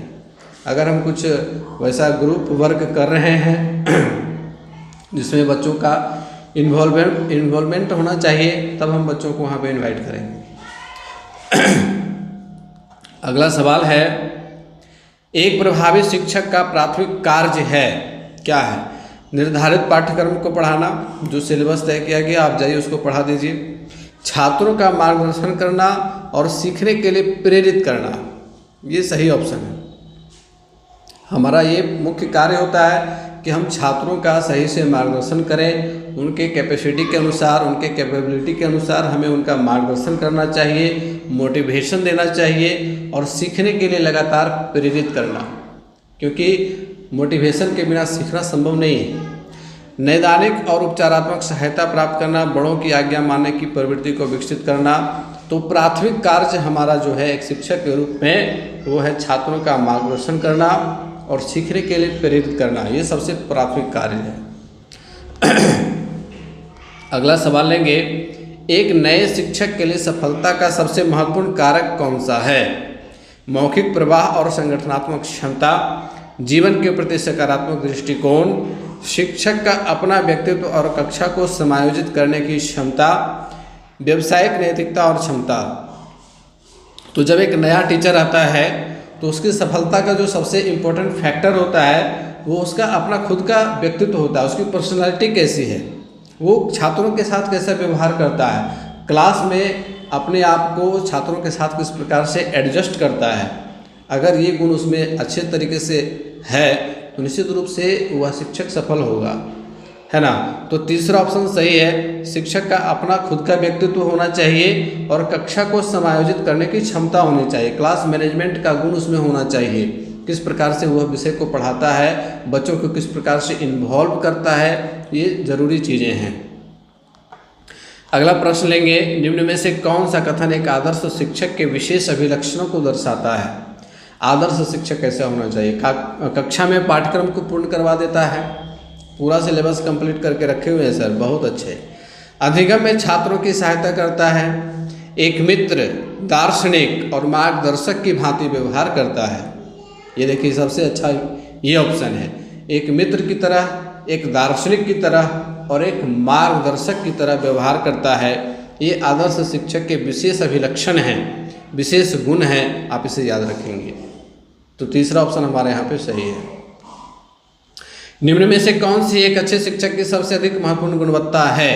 समय पालन और सत्यवादिता। बिल्कुल ये तो अच्छा ऑप्शन है, लेकिन वही काम है कि सारे ऑप्शन को ध्यान से पढ़ना है, चीज़ों को बारीकी से समझना है। सामग्री में श्रेष्ठता प्राप्त करना, बिल्कुल अपने विषय के ऊपर पूर्ण अधिकार है। सामग्री में श्रेष्ठता और प्रतिक्रियाशील होना चाहिए। सामग्री में श्रेष्ठता और सामाजिक वृत्ति का होना चाहिए। ये देखिए चौथा ऑप्शन हमारा सबसे सटीक है, सबसे ज़्यादा व्यापक है। व्यापकता होनी चाहिए ऑप्शन में। सामग्री में श्रेष्ठता तो जरूरी है ही। यदि आप अपने विषय में आपको नॉलेज नहीं होगी तो फिर आप कैसे पढ़ा पाएंगे? तो ये सबसे ज़रूरी चीज़ है, सबसे इम्पोर्टेंट फैक्टर। और दूसरा है सामाजिक वृत्ति का होना। और आगे के जो ऑप्शन है समय पालन और सत्यवादिता, ये सामाजिक वृत्ति का ही एक हिस्सा है। यदि आप समय पालन नहीं करते हैं, डिसिप्लिन में नहीं रहते हैं, सत्य नहीं बोलते हैं, तो आप सामाजिक प्रवृत्ति के हैं ही नहीं, सामाजिक वृत्ति आपके अंदर है ही नहीं। तो सामाजिक वृत्ति का एक हिस्सा ये ऑप्शन है, इसका एक पार्ट है जस्ट। तो व्यापक चीज़ें कौन है? चौथे ऑप्शन में है सामग्री में श्रेष्ठता और सामाजिक वृत्ति का होना, और यही सही ऑप्शन होगा। अगला सवाल लेंगे, एक शिक्षक का शिक्षण संस्थान में समायोजन का प्राथमिक दायित्व निम्न में से किसका बनता है? छात्र का, प्रधानाध्यापक का, स्वयं शिक्षक का, या फिर समुदाय का? तो इसका सही आंसर होगा स्वयं शिक्षक का। स्वयं हम शिक्षकों का ही ये दायित्व बनता है कि हम किस प्रकार से अपने टीचिंग इंस्टीट्यूशन में इन्वॉल्व होते हैं, वहाँ पे किस प्रकार से मैनेजमेंट को अपने अनुसार से हैंडल करते हैं, किस प्रकार से समायोजित होते हैं। शिक्षक के लिए छात्रों में अच्छे संस्कार उत्पन्न करने का सबसे श्रेष्ठ मार्ग क्या है? कहानी सुनाना, अनुशासन की भावना विकसित करना, उनके माता पिता को विश्वास में लेना, या फिर शिक्षक का स्वयं का आदर्श व्यवहार? काफ़ी आसान सा सवाल है। शिक्षक का स्वयं का आदर्श व्यवहार, यदि आप खुद का व्यवहार अच्छा रखते हैं, आदर्श व्यवहार रखते हैं, निश्चित रूप से आपके बच्चे आपसे प्रभावित होंगे, आपको फॉलो करेंगे, और एक दिन ऐसा आएगा जब वे आपके पास आकर के आपको अपनी सफलता का श्रेय देंगे। ये सबसे छात्रों के में अच्छे संस्कार उत्पन्न करने का सबसे श्रेष्ठ मार्ग खुद का आदर्श व्यवहार होता है। अगला प्रश्न लेंगे, निम्न में से किसी शैक्षिक संस्थान में शिक्षा की गुणवत्ता का सबसे महत्वपूर्ण सूचक क्या है? किस प्रकार से हम पता करेंगे कि इस स्कूल में या इस संस्थान में गुणवत्तापूर्ण शिक्षा दी जा रही है? विद्यालय की ढांचागत सुविधाएं, अच्छे कमरे हैं, बगीचे हैं, इससे पता करेंगे। कक्षा प्रणाली से पता करेंगे, एकदम लगातार घंटी पे टाइम पे सारा कुछ हो रहा है। पाठ्य पुस्तकें और शिक्षण अधिगम सामग्री, पर्याप्त मात्रा में पाठ्य पुस्तकें उपलब्ध हैं, शिक्षण अधिगम सामग्रियाँ उपलब्ध हैं, इससे पता करेंगे। या फिर चौथा ऑप्शन है छात्रों का उपलब्धि स्तर। तो जी हाँ, छात्रों का उपलब्धि स्तर सबसे ज़्यादा मायने रखता है। यदि आपके पास ये तीन चीज़ें नहीं भी हों, लेकिन आपके छात्र उपलब्धि में अच्छे हैं, तो निश्चित रूप से आपके शैक्षिक संस्थान में गुणवत्तापूर्ण शिक्षा दी जा रही है। तो सबसे ज़्यादा इम्पोर्टेंट जो है, सबसे महत्वपूर्ण सूचक है छात्रों का उपलब्धि स्तर। बिल्डिंग, कक्षा कक्ष प्रणाली, ये सब सेकेंडरी है। मेन जो मैंडेटरी चीज़ है वो है आपके स्टूडेंट्स का कॉग्निटिव लेवल, उनकी अचीवमेंट किस प्रकार से हुई है। अगला सवाल लेंगे, निम्न में से किस प्रकार का व्यक्तित्व शिक्षण के दृष्टिकोण से सबसे अधिक अनुपयुक्त है? यहाँ पे देखेंगे उपयुक्त नहीं बल्कि अनुपयुक्त है। जो एक कठोर अनुशासक है, एकदम कठोर डिसिप्लिन वाले। याद होगा हमारे बहुत पुराने शिक्षक थे, उनके क्लास में आते ही सारे बच्चे चुप हो जाते थे। किसी के मन में अगर सवाल उठ भी रहा है, नहीं पूछेंगे। क्या ऐसा व्यक्तित्व अच्छा है? अच्छा नहीं है, क्योंकि अगर ऐसा व्यक्तित्व आपके अंदर है तो आपके छात्र आपसे डर के रहेंगे, प्रेरित होकर के नहीं रहेंगे। उनके अंदर अगर कोई सवाल भी उठ रहा होगा, नहीं पूछ पाएंगे। तो ये गलत ऑप्शन हो गया। जो अपने विषय को अच्छी तरह से जानता है, जिसके शिक्षण में कोई अभिरुचि ही नहीं है, जो नैतिक मूल्यों को सिखाता है, तो देखिए सबसे अधिक अनुपयुक्त यहाँ पे कह रहा है ना। अब यहाँ पे एक कठोर अनुशासक है, अनुपयुक्त ही है, लेकिन यहाँ सबसे ज़्यादा अनुपयुक्त है कि जिसके शिक्षण में कोई अभिरुचि ही नहीं है। कठोर अनुशासक होगा तो वो पढ़ाएगा, ऐसा नहीं कि पढ़ाएगा नहीं, है ना। जो हम लोगों को याद है कि हमारे जो कठोर अनुशासक वाले टीचर थे वो पढ़ाते अच्छे थे, पीटते बहुत ज़्यादा थे, उनसे डरते लोग बहुत थे, लेकिन पढ़ाते थे। यहाँ पे सबसे अधिक अनुपयुक्त कह रहा है, तो सबसे ज़्यादा अनुपयुक्त होगा जिसके शिक्षण में कोई अभिरुचि ही नहीं है। ऐसे ही मास्टर बन गया, पढ़ाना कुछ आता ही नहीं, पढ़ाने में कोई अभिरुचि ही नहीं, वो सबसे खराब व्यक्तित्व है। और ये तीसरा ऑप्शन हमारा यहाँ पे सही है। अध्यापक शिक्षा की व्यवस्था का आधार किस प्रकार का होता है? उद्देश्य केंद्रित, कार्यक्रम केंद्रित, व्यवहार केंद्रित या फिर राजनीतिक केंद्रित? तो यहाँ पे अध्यापक शिक्षा की व्यवस्था का जो आधार होगा वो हमारा उद्देश्य केंद्रित होगा, ठीक है, जिसमें उद्देश्य निर्धारित किए जाते हैं और उन उद्देश्यों की प्राप्ति के लिए काम किया जाता है।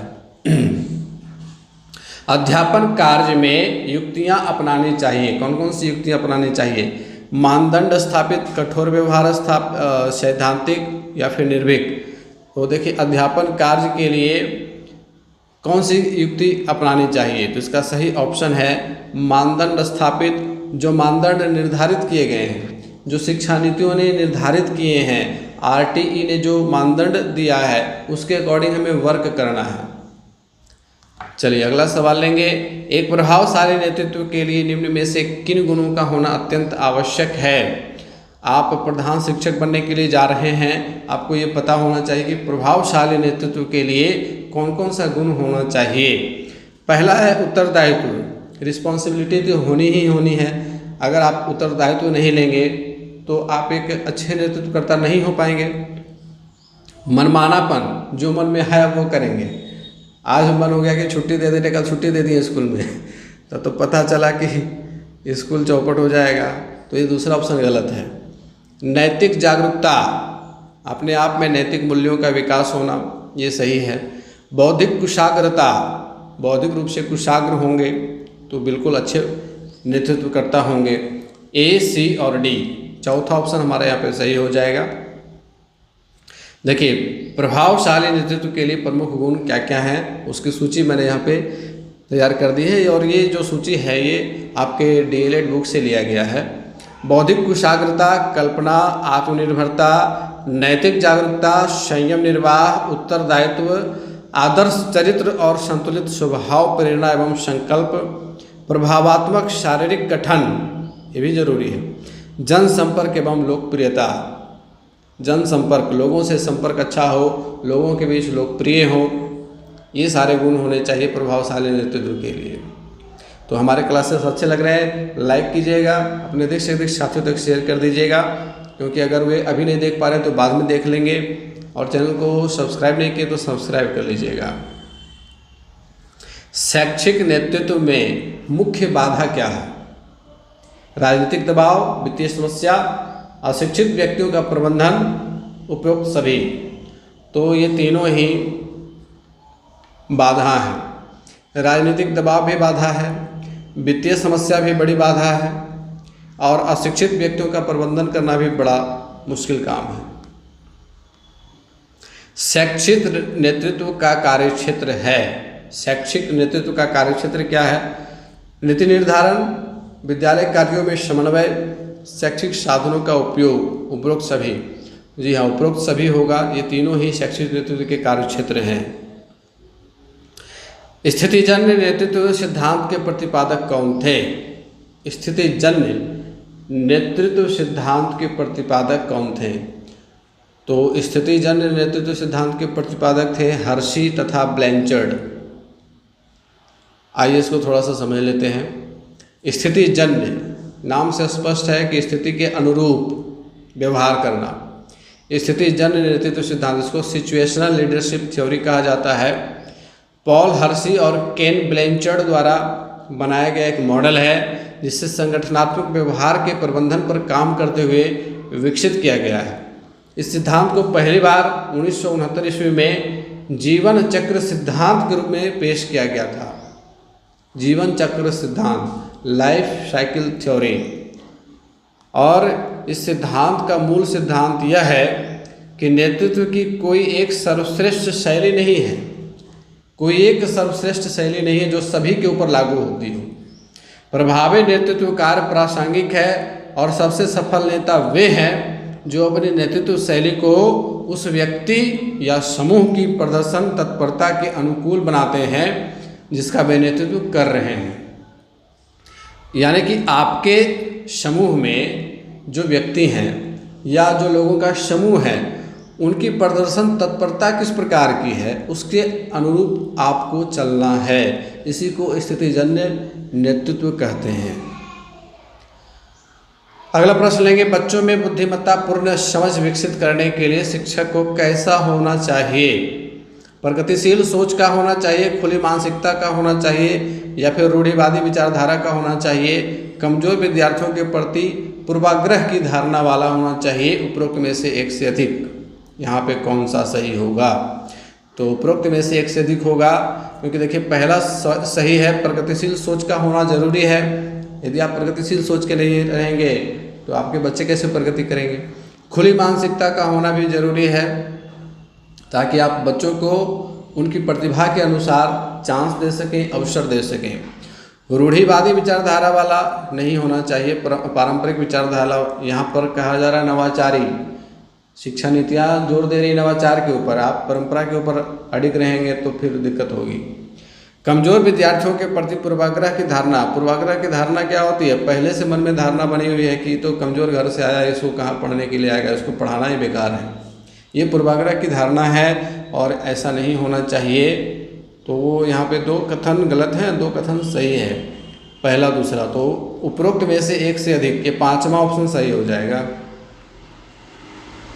छात्रों में स्वशासन की भावना किस प्रकार पैदा की जा सकती है? स्वशासन, उन्हें जिम्मेदारी सौंप करके, अनुशासनहीनता पर दंड दे करके, उन्हें अनुशासन में रखने के लाभ बता करके, उन्हें कठोर अनुशासन में रख करके। तो देखिए स्वशासन की भावना यदि आप छात्रों में डेवलप करना चाहते हैं, आप चाहते हैं कि आपके जो स्टूडेंट हैं वो सेल्फ डिसिप्लिन में रहें, तो आपको उन्हें जिम्मेदारी देनी होगी। आप उन्हें जिम्मेदारी दीजिए। एमडीएम की योजना चलती है स्कूल में, तो अपने अपने क्लास को एमडीएम में भोजन देने के लिए सभी बच्चों को एक लड़के को मॉनिटर बना देना चाहिए कि तुमको यहाँ पे जिम्मेदारी दी जाती है कि सभी बच्चों को भोजन के लिए लाइन में खड़ा करोगे। तो वहाँ पे जब उनके ऊपर जिम्मेदारी दी जाएगी, उनके ऊपर खुद काम करने की बारी आएगी, तो उन्हें सेल्फ डिसिप्लिन डेवलप होगा। जैसे कि आप खेल में एक लड़के को अगर कैप्टन बना देते हैं, तो वह जब कैप्टन बनता है तो उसके अंदर खुद ब खुद डिसिप्लिन आता है। वो चीज़ों को मैनेज करना शुरू करता है, किसको कहाँ पे क्या करवाना है, कब किसको बैटिंग के लिए भेजना है, कब किसको बॉलिंग के लिए भेजना है, ये सारी चीज़ें उसमें सेल्फ डेवलप होती हैं। तो जब तक जिम्मेदारी नहीं सौंपेंगे तब तक उनमें स्वशासन की भावना नहीं आएगी। तो पहला ऑप्शन सही है हमारा। और आज के इस क्लास में यहीं तक था। यहाँ पे यूनिट 5 आपका कंप्लीट होता है। जितने भी महत्वपूर्ण टॉपिक थे सबको समेटने का प्रयास किया मैंने। उम्मीद है कि आपको क्लास अच्छा लगा होगा। अच्छा लगा है तो हमें कमेंट करके ज़रूर बताएंगे और आगे क्लासेस आते रहेंगे। आप हमारे ऑब्जेक्टिव PDF को परचेज कर सकते हैं, उसके लिए तरीका बता ही दिया गया है। मिलते फिर से अगले क्लास में, तब तक के लिए गुड बाय, टेक केयर।